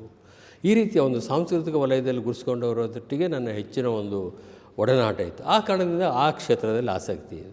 ಇದು ಆಕಸ್ಮಿಕವಾಗಿ ಈ ಕ್ಷೇತ್ರದ ಬಗ್ಗೆ ನಾನು ಸಭಾಪತಿಯಾಗಿದ್ದಂಥ ಸಂದರ್ಭದಲ್ಲಿ ವಿಧಾನ ಪರಿಷತ್ತಿಗೆ, ಆ ಸಂದರ್ಭದಲ್ಲಿ ನನಗೆ ಅದಕ್ಕೆ ಜೀವರಾಜ ಆಳ್ವ ಕಾರಣ ಇರ್ಬೋದು, ಅದಾದ ನಂತರ ರಾಮಕೃಷ್ಣ ಹೆಗಡೆಯವರು, ನಂಜುಂಡರಾಯರು, ಪ್ರಭಾಕರು ಇವರೆಲ್ಲ ಸೇರಿ ನನ್ನನ್ನು ಇಲ್ಲಿ ಸದಸ್ಯನನ್ನಾಗಿ ಮಾಡಿದರು. ನೀವು ಸದಸ್ಯರಾಗಲೇಬೇಕು ಇಲ್ಲಿ ಸದಸ್ಯ. ಅದಕ್ಕಿಂತ ಮುಂಚೆ ಆಗ ಈಗ ಬಂದು ಹೋಗ್ತಾಯಿದ್ದೆ, ಆಳ್ವವ್ರು ನೋಡಲಿಕ್ಕೆ ಅಥವಾ ಹೆಗ್ಡೆಯವ್ರು ನೋಡಲಿಕ್ಕೆ, ಬೇರೆ ಸ್ನೇಹಿತರು ನೋಡಲಿಕ್ಕೆ ಬಂದು ಹೋಗ್ತಾಯಿದ್ದೆ ಬಿಟ್ಟರೆ ನಿರಂತರವಾದಂಥ ಸಂಪರ್ಕ ನನಗೇನು ಇರಲಿಲ್ಲ ಇದರೊಟ್ಟಿಗೆ. ಅದು ಬಂದ ನಂತರ ಕ್ರಮೇಣ ಹೌದು ಇದು ಒಂದು ಕ್ಷೇತ್ರ, ಆಸಕ್ತಿದಾಯಕವಾದಂಥ ಕ್ಷೇತ್ರ ಅಂತ ನನ್ನ ಕುತೂಹಲ ಬೆಳೆದು ಅದರೊಟ್ಟಿಗೆ ತೊಡಗಿಸ್ಕೊಂಡೆ. ಅದು ಆಕಸ್ಮಿಕವಾಗಿ SM ಕೃಷ್ಣರವರು ಮಹಾರಾಷ್ಟ್ರದ ರಾಜ್ಯಪಾಲರಾಗಿ ಹೋದ ನಂತರ ಅವರು ಅಧ್ಯಕ್ಷರಾಗಿದ್ದರು ಇಲ್ಲಿ. ಆಗ ಅನಿರೀಕ್ಷಿತವಾಗಿ ನಾನು ಈ ಜಾಗಕ್ಕೆ ಅಧ್ಯಕ್ಷನಾಗಿ ಬರಬೇಕಾದಂಥ ಒಂದು ಸ್ಥಿತಿ ನಿರ್ಮಾಣ ಆಯಿತು. ಹಾಗೆ ಇದು ಬಯಸಿ ಬಂದಿರತಕ್ಕಂಥದ್ದಲ್ಲ, ನನ್ನ ಆಯ್ಕೆಯ ಕ್ಷೇತ್ರ ಖಂಡಿತವಾಗಿ ಕೂಡ ಅಲ್ಲ. ಇದು ನನ್ನ ಸಾಹಿತ್ಯ ಕ್ಷೇತ್ರ. ಬಂದ ನಂತರ ನಾನು ಒಂದು ಪರಿಪಾಠ ಅಥವಾ ಅಭ್ಯಾಸ ಏನಿದೆ, ಏನಾದರೂ ಒಂದು ಮಾಡಬೇಕು ಅಂತ ಒಂದು ಜವಾಬ್ದಾರಿನ ವಹಿಸ್ಕೊಂಡ್ರೆ ಅದಕ್ಕೆ ಸಂಪೂರ್ಣ ನನ್ನನ್ನು ತೊಡಗಿಸ್ಕೊಳ್ತೇನೆ, ಇಲ್ಲ ಅಂದರೆ ನಾನು ಅದು ವಹಿಸ್ಕೊಳ್ಳೋದಿಲ್ಲ. ಹಾಗೆ ಸೊ ನೀವು ಅಧ್ಯಕ್ಷರಾಗಿ ಬಂದ ಮೇಲೆ ಅಂದ್ಕೊಂಡಿರುವಂತಹ ಕಾರ್ಯವನ್ನು ನಡೆಸಿರೋದಾಗಿರ್ಬೋದು ಅಥವಾ ಯಾವುದಾದ್ರೂ ಮೆಮೊರೇಬಲ್ ಕ್ಷಣ ಅಂತ ಆಗಿರುವಂಥದ್ದು ಇದೆಯಾ ಸರ್? ಈ ದಿನ ನನಗೆ ಇಲ್ಲ ಒಂದು ಚಿತ್ರಸಂತೆ, ಅಫ್ಕೋರ್ಸ್ ಡೇ ಒನ್ನಿಂದ ನಾವು ಬಂದ ತಕ್ಷಣ ಚಿತ್ರಸಂತೆ ಪ್ರಾರಂಭ ಆಯಿತು. ಅದನ್ನು ಈ ಪ್ರಮಾಣದಲ್ಲಿ ಅದು ಬೆಳೀಲಿಕ್ಕೆ ಅದೊಂದು ದೊಡ್ಡ ತೃಪ್ತಿ ಇದೆ. ಇದಕ್ಕೆ ಇನ್ನೊಂದಷ್ಟು ಇದನ್ನು ಪರಿಪಕ್ವಗೊಳಿಸಬೇಕು ಅನ್ನೋಂಥದ್ದು ಅಭಿಲಾಷೆ ಇದೆ. ಒಂದು ಎರಡು ವಿಷಯ ನಾವು ಮಾಡಬೇಕು ಅಂತಿದ್ದು. ಒಂದು, ಚಿತ್ರಕಲಾ ಮಹಾವಿದ್ಯಾಲಯಕ್ಕೆ ಒಂದು ದೊಡ್ಡ ಕ್ಯಾಂಪಸ್ ಮಾಡಬೇಕು ಅಂತಿತ್ತು. ಸಿದ್ದರಾಮಯ್ಯನವರಿಗೆ, ದೇಶಪಾಂಡೆ ಅವರಿಗೆ, SM ಕೃಷ್ಣ ಅವರಿಗೆ ನಾನು ಧನ್ಯವಾದ ಹೇಳಬೇಕು. ನಮಗೆ 20 ಕೋಟಿ ರೂಪಾಯಿಗಳನ್ನ ಕೊಟ್ಟು ಬಜೆಟ್ನಲ್ಲಿ, ಸಿದ್ದರಾಮಯ್ಯವರು ಹಿಂದಿನ ಬಾರಿ ಮುಖ್ಯಮಂತ್ರಿ ಆಗಿದ್ದಾಗ, ದೇಶಪಾಂಡೆ ಎಜುಕೇಷನ್ ಮಿನಿಸ್ಟರ್ ಇದ್ದಾಗ ನಮ್ಗೆ ಅಲ್ಲಿ ಕಟ್ಟಡ ಕಟ್ಟಿ ಅದೊಂದು ಇಡೀ ಬಹುತೇಕ ರಾಷ್ಟ್ರದಲ್ಲಿ ಅತ್ಯುತ್ತಮ ಇನ್ಫ್ರಾಸ್ಟ್ರಕ್ಚರ್ ಇರತಕ್ಕಂಥ, ಮೂಲಭೂತ ಸೌಕರ್ಯ ಇರತಕ್ಕಂಥ ಒಂದು ಕಟ್ಟಡ ಅಲ್ಲಿ ನಮ್ಮದು ಡಾಕ್ಟರ್ ವಿಷ್ಣುವರ್ಧನ್ ರೋಡ್ RR ನಗರದಲ್ಲಿ ಆಗಿದೆ. ಅದೊಂದು ಸಮಾಧಾನ ಇದೆ, ಒಂದು ಕ್ಯಾಂಪಸ್ ಕಟ್ಟಿದ್ದೀವಿ ಅನ್ನೋದೊಂದು ನಮ್ಮ ಸಂದರ್ಭದಲ್ಲಿ. ಇನ್ನೊಂದು, ಈವ್ನಿಂಗ್ ಕಾಲೇಜ್ ಮಾಡಬೇಕು ಅನ್ನೋದು ಮೊದಲಿಂದಲೂ ನನಗೊಂದು ಬದ್ಧತೆ ಐತಿ. ಏನಾದರೂ ಮಾಡಿ ಈವ್ನಿಂಗ್ ಕಾಲೇಜ್ ಒಂದು ಮಾಡಲೇಬೇಕು ಅಂತ ಭಾಳ ಕಷ್ಟಪಟ್ವಿ ಅದಕ್ಕೆ ಪರ್ಮಿಷನ್ ತಗೊಳ್ಳೋಕ್ಕೆ. ದೇಶದಲ್ಲೇ ಎಲ್ಲೂ ಇಲ್ಲ, ಹೇಗೆ ಕೊಡೋದು ಅಂಥೇಳಿ ಅಂತೂ ಅದು ಕೊಟ್ಟರು. ಅದು ನಡೀತಾ ಇದೆ, ನಮ್ಮ ನಿರೀಕ್ಷಿತ ಪ್ರಮಾಣದಲ್ಲಿ ಅದು ನಡೀತಾ ಇದೆ. ಇನ್ನೊಂದು, ಈಗ ನಾನು ಹೇಳಿದೆ ಚಾಲೆಂಜಸ್ ಅಂತ, ಈ ಡಿಸೈನ್ಸು ಮತ್ತು ಆರ್ಟಿಫಿಷಿಯಲ್ ಇಂಟೆಲಿಜೆನ್ಸ್, ಈ ಚಾಲೆಂಜನ್ನು ಮೀಟ್ ಮಾಡೋಕ್ಕೋಸ್ಕರ ನಾವು ಕೂಡ, ಯಾಕೆಂದರೆ ಡಿಸೈನ್ನಲ್ಲೂ ಕೂಡ ಈಗ ಲಕ್ಷಾಂತರ ರೂಪಾಯಿ ಫೀಸ್ ತಗೊಳ್ತಾರೆ ಡಿಸೈನ್ ಕಾಲೇಜುಗಳಿಗೆ. ನಾವು ನಮ್ಮ ಕಾಲೇಜಿನಲ್ಲಿ 3.5 ಲಕ್ಷ ರೂಪಾಯಿನಲ್ಲಿ 4 ವರ್ಷದಲ್ಲಿ ಡಿಗ್ರಿ ಸಿಕ್ಕೋಗ್ಬಿಡ್ತದೆ. ನಮ್ಮದಲ್ಲಿ 4 ವರ್ಷದ ಕೋರ್ಸ್ ನಮ್ಮದು PUC ಆದ ನಂತರ 3.5 ಲಕ್ಷ ರೂಪಾಯಿಗೆಲ್ಲ ಗ್ರ್ಯಾಜುಯೇಟ್ ಆಗಿ ಹೊರಗೆ ಹೋಗ್ತಾರೆ. ಅಷ್ಟೇ ನಮ್ಮದು ಫೀಸ್ ಇರೋಂಥ. ಭಾಳ ನಮ್ಮಷ್ಟು ಮಿನಿಮಮ್ ಫೀಸ್ ಇರೋಂತಕ್ಕಂಥ ಇನ್ನೊಂದು ಕಾಲೇಜ್ ಬಹುತೇಕ ಎಲ್ಲೂ ಇಲ್ಲ ಅಂತ ಕೇಳಿದೆ. ಬೇರೆ ಕಡೆ ಒಂದು ವರ್ಷಕ್ಕೆ ಆ ಕೋರ್ಸನ್ನ ನಮ್ಮಲ್ಲಿ ಮುಗಿಸೋದು 3.5 ಲಕ್ಷ ಆಗ್ತದೆ ಅವರಿಗೆ, 4 ವರ್ಷ ಮುಗಿಸ್ಬೇಕು. ಹಾಗೆ ಎಷ್ಟು ಪಟ್ಟು ಅಂತೇಳಿ ನೀವೇ ಲೆಕ್ಕ ಹಾಕಿ, 9-10 ಪಟ್ಟು ಅವ್ರು ಜಾಸ್ತಿ. ಅದೇ ರೀತಿ ನಾವು ಡಿಸೈನ್ ಕಾಲೇಜನ್ನು ಕೂಡ ಅಫೋರ್ಡಬಲ್ಲಿ, ಸಾಮಾನ್ಯರಿಗೂ ಒಂದು ಡಿಸೈನ್ ರೂಪದಲ್ಲಿ ಆಸಕ್ತಿ ಇದ್ದರೆ ಆ ಕ್ಷೇತ್ರದಲ್ಲಿ ಅವ್ರು ಮಾಡಬೇಕು ಅನ್ನೋದು ಒಂದು ಇದೆ. ನೋಡಬೇಕು, ಅದಕ್ಕೆ ಬೇರೆ ಬೇರೆ ರೀತಿಯ ಗೊತ್ತಿಲ್ಲ ಏನೋ ಇದೆ ಅವಕಾಶಗಳು, ಬಟ್ ಆ ನಿಟ್ಟಿನಲ್ಲಿ ಕೆಲವು ಮಾಡಬೇಕು ಅಂತ ಪೂರ್ವ ತಯಾರಿಯನ್ನು ಈಗಾಗಲೇ ಮಾಡ್ತಾಯಿದ್ದೀವಿ. ಜೊತೆಗೆ ಇಲ್ಲೊಂದು ಆಡಿಟೋರಿಯಂ ಕಟ್ಟಬೇಕು ಅಂತ, ಒಂದು 200-250 ಜನ ಕೂತ ನೋಡಬೇಕಂತ ಕಾರ್ಯಕ್ರಮ ಮಾಡಲಿಕ್ಕೆ. ಅದ್ರ ಜೊತೆಗೆ ಸಣ್ಣ ಇಂಟರ್ನ್ಯಾಷನಲ್ ಲೆವೆಲಲ್ಲಿ ಪ್ರಸಿದ್ಧಿಯಾಗಿರ್ತಕ್ಕಂಥ ಫಿಲ್ಮ್ಗಳು ತೋರಿಸೋಂಥದ್ದು ಇರ್ಬೋದು, ಅಥವಾ ರಂಗಭೂಮಿ ಚಟುವಟಿಕೆಗಳಿರ್ಬೋದು. ಈ ಬೆಂಗಳೂರಲ್ಲಿ ನೀವು ಗಮನಿಸಿದಾಗೆ ರವೀಂದ್ರ ಕಲಾಕ್ಷೇತ್ರ, ಸಂಸ ರಂಗಮಂದಿರ, ADA ರಂಗಮಂದಿರ ಬಿಟ್ಟರೆ ಅದು ಈಗ ಕ್ರೌಡೆಡ್ ಆಗಿದೆ. ಟ್ರಾಫಿಕಲ್ಲಿ ಇಲ್ಲೆಲ್ಲ ಅಲ್ಲಿ ತಲುಪೋದೇ ಕಷ್ಟ. ಇನ್ನು ಉಳಿದಾಗ ಬಹುತೇಕ ಬೆಂಗಳೂರು ಸೌತಲ್ಲಿ HN ಆಡಿಟೋರಿಯಂ ಇತ್ತು, ನ್ಯಾಷನಲ್ ಕಾಲೇಜು, ಅದು ರಿನೋವೇಷನಿಗೆ ಮುಚ್ಚಿರಬೇಕು. ಈಗ ಅದೇ ಭಾಳ ಕಡಿಮೆ ಇದ್ದಾವೆ, ಕೆಲವು ಇದ್ದಾವೆ, ಒಂದು 4-5 ಇದ್ದಾವೆ ಅಷ್ಟೇ. ಅದು ಬಿಟ್ಟರೆ ಬೇರೆ ಕಡೆ ಹೆಚ್ಚಿಲ್ಲ. ಈಗ ಬೆಂಗಳೂರು ಬೆಳೀತಾ ಇರೋಂಥ ವ್ಯಾಪಕತೆ ನೋಡಿದಂಥ ಸಂದರ್ಭದಲ್ಲಿ ಸೆಂಟ್ರಲ್ ಬಿಸ್ನೆಸ್ ಡಿಸ್ಟ್ರಿಕ್ಟಲ್ಲಿ ಇದು ಇರೋದ್ರಿಂದ ಅದೊಂದು ಮಾಡಬೇಕು ಅಂತ ಅದು ಕೆಲವು ದಾನಿಗಳನ್ನು ಈಗಾಗಲೇ ಸಂಪರ್ಕ ಮಾಡುವಂಥ ಕೆಲಸ ಮಾಡ್ತಾಯಿದ್ದೀವಿ. ಅದು ಬಹುತೇಕ ಆಗ್ತದೆ ಅಂತ ನಿರೀಕ್ಷೆ, 1-2 ವರ್ಷದಲ್ಲಿ ಅದು ಆಗ್ಬೋದು ಅಂತ ನಮ್ಮ ಒಂದು ನಿರೀಕ್ಷೆ ಇದೆ. ಸೊ ಯುವ ಕಲಾವಿದರಿಗೆ ಯಾವ ಒಂದು ಸಂದೇಶವನ್ನು ನೀವು ರವಾನೆ ಮಾಡೋದಕ್ಕೆ ಇಷ್ಟಪಡ್ತೀರಿ? ಈ ಒಂದು 21ನೇ ಶತಮಾನದ ಈ ನಮ್ಮ ಬದುಕಿನ ರೀತಿ, ಆ ವೇಗ, ನಾವು ಎದುರಿಸ್ತಾ ಇರುವಂಥ ಸಾಮಾಜಿಕವಾದಂಥ, ರಾಜಕೀಯವಾದಂಥ, ಶೈಕ್ಷಣಿಕವಾದಂಥ, ಆರ್ಥಿಕವಾದಂಥ ಸವಾಲುಗಳು, ಅದರ ಮಧ್ಯೆ ಈ ಜೀವನದ ಜಂಜಾಟಗಳು, ಇಡೀ ಸಾರ್ವಜನಿಕ ಬದುಕು ಒಂದು ರೀತಿಯ ದ್ವೇಷಮಯವಾದಂಥ, ಹಿಂಸಾತ್ಮಕವಾದಂಥ ವಾತಾವರಣ ಇರುವಂಥ ಸಂದರ್ಭದಲ್ಲಿ ಅದರಿಂದ ಬಿಡುಗಡೆ ಬೇಕು, ಸ್ವಲ್ಪ ಶಾಂತಿ ನೆಮ್ಮದಿ ಬೇಕು ಅಂದರೆ ಅದು ಸಾಹಿತ್ಯ, ಸಂಗೀತ, ನೃತ್ಯ, ರಂಗಭೂಮಿ ಮತ್ತು ಚಿತ್ರಕಲೆ, ಈ ಕ್ಷೇತ್ರಗಳಲ್ಲೇ ಸಾಧ್ಯ. ಅದರಲ್ಲಿ ಒಂದು ಕ್ಷೇತ್ರದಲ್ಲಿ ನಾವು ಸ್ವಲ್ಪ ಕೆಲಸ ಮಾಡ್ತಾಯಿದ್ವಿ.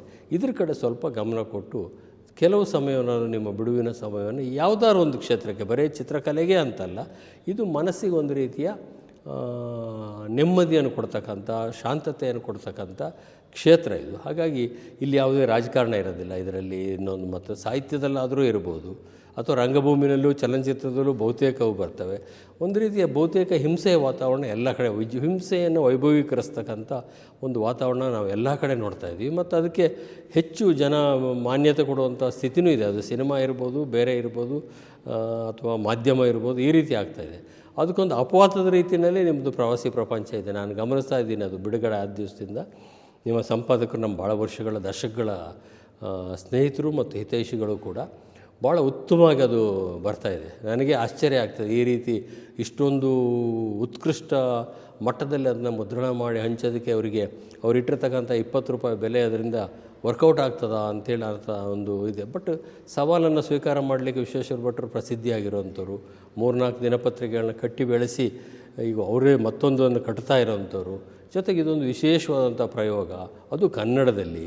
ಇಂಗ್ಲೀಷ್ನಲ್ಲಾದರೆ, ಹಿಂದಿಯಲ್ಲಾದರೆ ವ್ಯಾಪಕವಾದಂಥ ಓದುಗರ ಸಂಖ್ಯೆ ಇರ್ತದೆ, ಕನ್ನಡಕ್ಕೆ ಸೀಮಿತವಾದಂಥದ್ದು, ಆದರೂ ಕೂಡ ಮಾಡ್ತಾಯಿದ್ದಾರೆ. ಹಾಗಾಗಿ ಇವೆಲ್ಲದರ ಕಾರಣದಿಂದಾಗಿ ಎಲ್ಲರೂ ಮಾಡುವಂಥ ಒಂದು ಪ್ರಯತ್ನದ ಫಲ ಅಂತಿಮವಾಗಿ ಯಾವತ್ತೂ ಒಂದು ದಿವಸ ಒಳ್ಳೆಯದೇ ಆಗ್ತದೆ. ಸರ್, ಈಗಾಗಲೇ ನಾವು ಅದ್ರ ಬಗ್ಗೆ ಮಾತಾಡಿದ್ವಿ, ಸ್ಟಿಲ್ ಅದನ್ನು ಕೇಳಲೇಬೇಕು. 23ನೇ ಚಿತ್ರಸಂತೆಯನ್ನು ಮಾಡ್ತಾಯಿದ್ರಿ.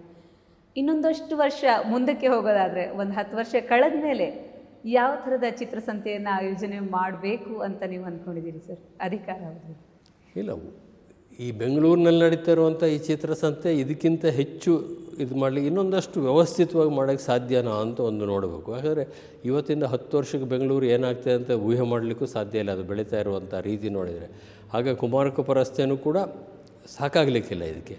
ನಾವು ಇಲ್ಲೇ ಕಾರ್ಯನಿರ್ವಹಿಸ್ತಾ ಇದ್ದವರು ನಾವೇ ಇನ್ನೊಂದು ಕ್ಯಾಂಪಸ್ಸಿಗೆ ಹೋಗಿದ್ವಿ, ಅಥವಾ ಇನ್ನೊಂದು ಹೊಸ ಕ್ಯಾಂಪಸ್ ಮತ್ತೊಂದು ಆದರೂ ಆಗ್ಬೋದು. ಆ ದೃಷ್ಟಿಯಿಂದ ಬೇರೆ ಬೇರೆ ಕಡೆ ಬೆಂಗಳೂರಿನಲ್ಲೇ ಮಾಡಲಿಕ್ಕೆ ಸಾಧ್ಯನಾ ಅನ್ನೋದನ್ನು ಒಂದು ಎಕ್ಸ್ಪ್ಲೋರ್ ಮಾಡೋವಂಥದ್ದು ಸಾಧ್ಯತೆಗಳು ಇರ್ಬೋದು ಮುಂದೆ ಬರೋ. ಇನ್ನು 10 ವರ್ಷ ನಾನು ಇರ್ತೀನೋ ಇಲ್ಲೋ ಗೊತ್ತಿಲ್ಲ, ಅಲ್ಲ ಇಲ್ಲಿರ್ತೀನೋ ಇಲ್ಲೋ ಗೊತ್ತಿಲ್ಲ, ಅಥವಾ ಇರೋದೇ ಇಲ್ವೋ ಅದು ಗೊತ್ತಿಲ್ವ, ಅದು ಹೇಳಲಿಕ್ಕಾಗೋದಿಲ್ಲ. ಆದರೆ ಯಾರಿರ್ತಾರೋ ಅವರು ಮಾಡುವಂಥ ಒಂದು ಭದ್ರವಾದಂಥ ಒಂದು ಫೌಂಡೇಶನ್ನ ಬುನಾದಿಯನ್ನು ತಯಾರು ಮಾಡಿ ಹೋಗ್ತೇವೆ. ಜೊತೆಗೆ ಇದು ಕರ್ನಾಟಕದ ಬೇರೆ ಭಾಗಗಳಿಗೆ ಹೋಗಬೇಕು ಅನ್ನೋಂಥ ಒಂದು ಅಪೇಕ್ಷೆ ಅದು ತಪ್ಪಲ್ಲ ಅಂತ ನನಗೆ ಅನ್ನಿಸ್ತದೆ. ಯಾಕೆಂದರೆ ಬರೇ ಡಿಸ್ಟೆನ್ಸು, ದೂರದ ದೃಷ್ಟಿಯಿಂದ ಅಷ್ಟೇ ಅಲ್ಲ, ಅವರವರು ಅವ್ರದ್ದೇ ಆದಂಥ ಬದುಕಿನ ಜಂಜಾಟದಲ್ಲಿರ್ತಾರೆ. ಅವ್ರಿಗೆ ಹತ್ತಿರ ಸಿಕ್ಕಿದ್ರೆ ಒಳ್ಳೆಯದು. ಈಗ ಹೇಗೆ ಸುದ್ದಿಗಳು ಮನೆಗೆ ತಲುಪ್ತಾವೋ ಅಥವಾ ಕೈಗೆ ತಲುಪ್ತಾವೋ ಮೊಬೈಲ್ ಮುಖಾಂತರ, ಅದೇ ರೀತಿ ತಲುಪ್ತಕ್ಕಂಥ ತಪ್ಪಿಲ್ಲ. ಅಪೇಕ್ಷೆಗಳು ಸಾಧ್ಯವಾದರೂ ಅದರೊಂದು ಪ್ರಯೋಗನೂ ಮಾಡಬೇಕು ಅಂತಿದೆ. ಮೊದಲನೇದಾಗಿ ಒಂದು ಗುಲ್ಬರ್ಗದಲ್ಲಿ ಹೈದರಾಬಾದ್ ಕರ್ನಾಟಕ ಡೆವಲಪ್ಮೆಂಟ್ ಬೋರ್ಡ್ ಏನಿದೆ, ಈಗ ಕಲ್ಯಾಣ ಕರ್ನಾಟಕ ಡೆವಲಪ್ಮೆಂಟ್ ಬೋರ್ಡ್ ಅವರೊಂದು ಸಹಕಾರ ಕೊಡ್ತೀವಿ ಅಂತ ಹೇಳಿ ಬಂದಿದ್ದಾರೆ. ಬೆಳಗಾವಿನಲ್ಲಿರ್ತಕ್ಕಂಥ ಮುಖಂಡರುಗಳು ಭಾಳಷ್ಟು ಜನ, ಮತ್ತು ಹುಬ್ಬಳ್ಳಿನಲ್ಲಿ ನಮ್ಮ ಮಾಜಿ ಮುಖ್ಯಮಂತ್ರಿಗಳು, ನಮ್ಮ ಸ್ನೇಹಿತರಾಗಿರ್ತಕ್ಕಂಥ ಬೊಮ್ಮಾಯಿಯವರು, ಆಮೇಲೆ ಬೆಳಗಾವಿಯ ಸಚಿವರಾಗಿರ್ತಕ್ಕಂಥ ಲಕ್ಷ್ಮೀ ಹೆಬ್ಬಾಳ್ಕರ್ ಅವರು, ಪ್ರಭಾಕರ್ ಕೋರೆ ಅವರು, ಹಿರಿಯ ನಾಯಕರು, ಉದ್ಯಮಿಗಳು, ಇಂಥ ಅನೇಕ ಜನ ಇದ್ರ ಬಗ್ಗೆ, ಆಮೇಲೆ ಅರವಿಂದ್ ಬೆಲ್ಲದವರು ನಮ್ಮ ಸ್ನೇಹಿತರು, ಈ ಥರ ಅನೇಕ ಜನ ಇದರೊಟ್ಟಿಗೆ ಚರ್ಚೆ ಮಾಡ್ತಾಯಿದ್ದಾರೆ. ನಮ್ಮ ಭಾಗದಲ್ಲಿ ಒಂದು ಕಾಲೇಜು ಮಾಡಿ ಅಂತ, ಆಮೇಲೆ ಬಾಗಲಕೋಟೆ, ಬಾಗಲಕೋಟೆಯಲ್ಲಿ ಮಾಡಿ ಅಂತ ನಮ್ಮ ಸ್ನೇಹಿತರಾಗ್ತಕ್ಕಂಥ ಡಾಕ್ಟರ್ MP ನಾಡಗೌಡರು, ಈ ಥರ ಮುಖಂಡರುಗಳು ತುಂಬ ಜನ ಈ ಥರ ಮಾತಾಡ್ತಾ ಇದ್ದಾರೆ. ಆದರೆ ಒಂದು ನಮ್ಮ ಇತಿಮಿತಿನೂ ನಮಗೆ ಅರ್ಥ ಮಾಡ್ಕೊಂಡು ನಾವು ಮುಂದುವರಿಬೇಕಾಗ್ತದೆ. ನಮ್ಮದು ಒಂದು ರೀತಿಯಲ್ಲಿ NGO ಥರನೇ ನಾವು ನಡೀತಾ ಇರೋದು, ನಾನ್ ಪ್ರಾಫಿಟ್. ಇದು ಖಾಸಗಿ ಆದರೂ ಕೂಡ ನಾನ್ ಪ್ರಾಫಿಟ್ ಆರ್ಗನೈಸೇಷನ್ನೇ ಇದು ಹೆಚ್ಚು ಕಮ್ಮಿ. ನಮಗೆ ಬ್ರೇಕ್ ಇವನ್ ಆದರೆ ಸಾಕು ಅಂತಲೇ ಪ್ರತಿಯೊಂದು ಕಾರ್ಯಕ್ರಮವನ್ನು ನಾವು ಮಾಡೋವಂಥದ್ದು. ಯಾಕೆಂದರೆ ನಾವು ಒಂದು ಸಾರ್ವಜನಿಕರಿಗೂ ವಿಶೇಷವಾದಂಥ ಹೊರೆ ಆಗಬಾರ್ದು, ಸರ್ಕಾರದ ಮೇಲೂ ನಾವು ವಿಪರೀತವಾಗಿ ಅವಲಂಬನೆ ಆಗಬಾರ್ದು. ಈ ಎರಡನ್ನು ಸಮತೋಲನ ಮಾಡಿಕೊಂಡು ಕಲಾವಿದರುಗಳಿಗೂ ಕಲಾಸಕ್ತರಿಗೂ ಸಹಾಯ ಆಗಬೇಕು. ಈ ರೀತಿಯಲ್ಲಿ ನಡೆಸ್ಕೊಂಡು ಹೋಗ್ತಾಯಿದ್ವಿ. ಇವೆಲ್ಲ ಒಂದಷ್ಟು ಯೋಚನೆಗಳಿದ್ದಾವೆ. ಅದು ಯೋಜನೆಯ ಸ್ವರೂಪವನ್ನು ಪಡೆದು ಅದು ಜಾರಿಗೆ ಬರೋಂಥದಕ್ಕೆ ಸಾಧ್ಯ ಆದರೆ ನಮಗೆ ಸಂತೋಷ, ಅದೊಂದು ನಮ್ಮ ಸೌಭಾಗ್ಯ. ಆಗದೆ ಹೋದರೆ ಅದಕ್ಕೆ ಬೇಕಾದಂಥ ಬುನಾದಿ ಏನಿದೆ ಹಾಕೇ ಹೋಗ್ತೇವೆ. Sir, thank you so much. ಇಷ್ಟು ಹೊತ್ತು ನಮ್ಮ ಈ ಕಾರ್ಯಕ್ರಮದಲ್ಲಿ ನೀವು ಭಾಗವಹಿಸಿದ್ದಕ್ಕೆ ಸರ್ ತುಂಬಾ ಧನ್ಯವಾದಗಳು ನಿಮಗೆ. ಇಷ್ಟು ಹೊತ್ತು ನಮ್ಮ ಈ ಕಾರ್ಯಕ್ರಮದಲ್ಲಿ ಅತಿಥಿಗಳಾಗಿ ಆಗಮಿಸಿ ಸಾಕಷ್ಟು ಮಾಹಿತಿಗಳನ್ನು ನಮ್ಮ ವೀಕ್ಷಕರ ಜೊತೆ ನೀವು ಹಂಚ್ಕೊಂಡಿದ್ದೀರಿ. ಬರೀ ಚಿತ್ರಸಂತೆಯ ಬಗ್ಗೆ ಅಷ್ಟೇ ಸೀಮಿತವಾಗಿರದೇನೆ ಚಿತ್ರಕಲಾ ಪರಿಷತ್ನ ಹುಟ್ಟು, ಅದರ ಪಯಣ ಹೇಗಿತ್ತು ಅನ್ನುವಂತಹ ಸಾಕಷ್ಟು ಮಾಹಿತಿಗಳನ್ನು ಹಂಚ್ಕೊಂಡಿದ್ದೀರಿ. ಧನ್ಯವಾದಗಳು ಸರ್. ನಾನು ವಿಶೇಷವಾಗಿ ಪ್ರವಾಸಿ ಪ್ರಪಂಚಕ್ಕೆ ನಮ್ಮನ್ನು ನಾಡಿಗೆ ಎಲ್ಲ ಕಡೆಗೆ ಪರಿಚಯ ಮಾಡಿಕೊಡುವಂಥ ಒಂದು ಪ್ರಯತ್ನಕ್ಕೆ ನೀವು ಬಂದಿದ್ದಕ್ಕೋಸ್ಕರ, ಮತ್ತು ಚಿತ್ರಕಲಾ ಪರಿಷತ್ತನ್ನು ಎಲ್ಲ ಪ್ರವಾಸಿಗರಿಗೆ ಪರಿಚಯ ಮಾಡಿಕೊಡೋಕ್ಕೆ ನೀವು ಮಾಡ್ತಾ ಇರುವಂಥ ಒಂದು ಪ್ರಯತ್ನಕ್ಕೆ ನಾವು ಕೂಡ ಆಭಾರಿಯಾಗಿದ್ದೇವೆ. ಪ್ರವಾಸಿ ಪ್ರಪಂಚಕ್ಕೆ ಸಂಪಾದಕರಂಥ ವಿಶ್ವೇಶ್ವರ ಭಟ್ರಿಗೆ, ಅದ್ರ ಜೊತೆ ಅಸೋಸಿಯೇಟ್ ಆಗಿರ್ತಕ್ಕಂಥ ನಿಮ್ಮೆಲ್ಲರಿಗೂ ಕೂಡ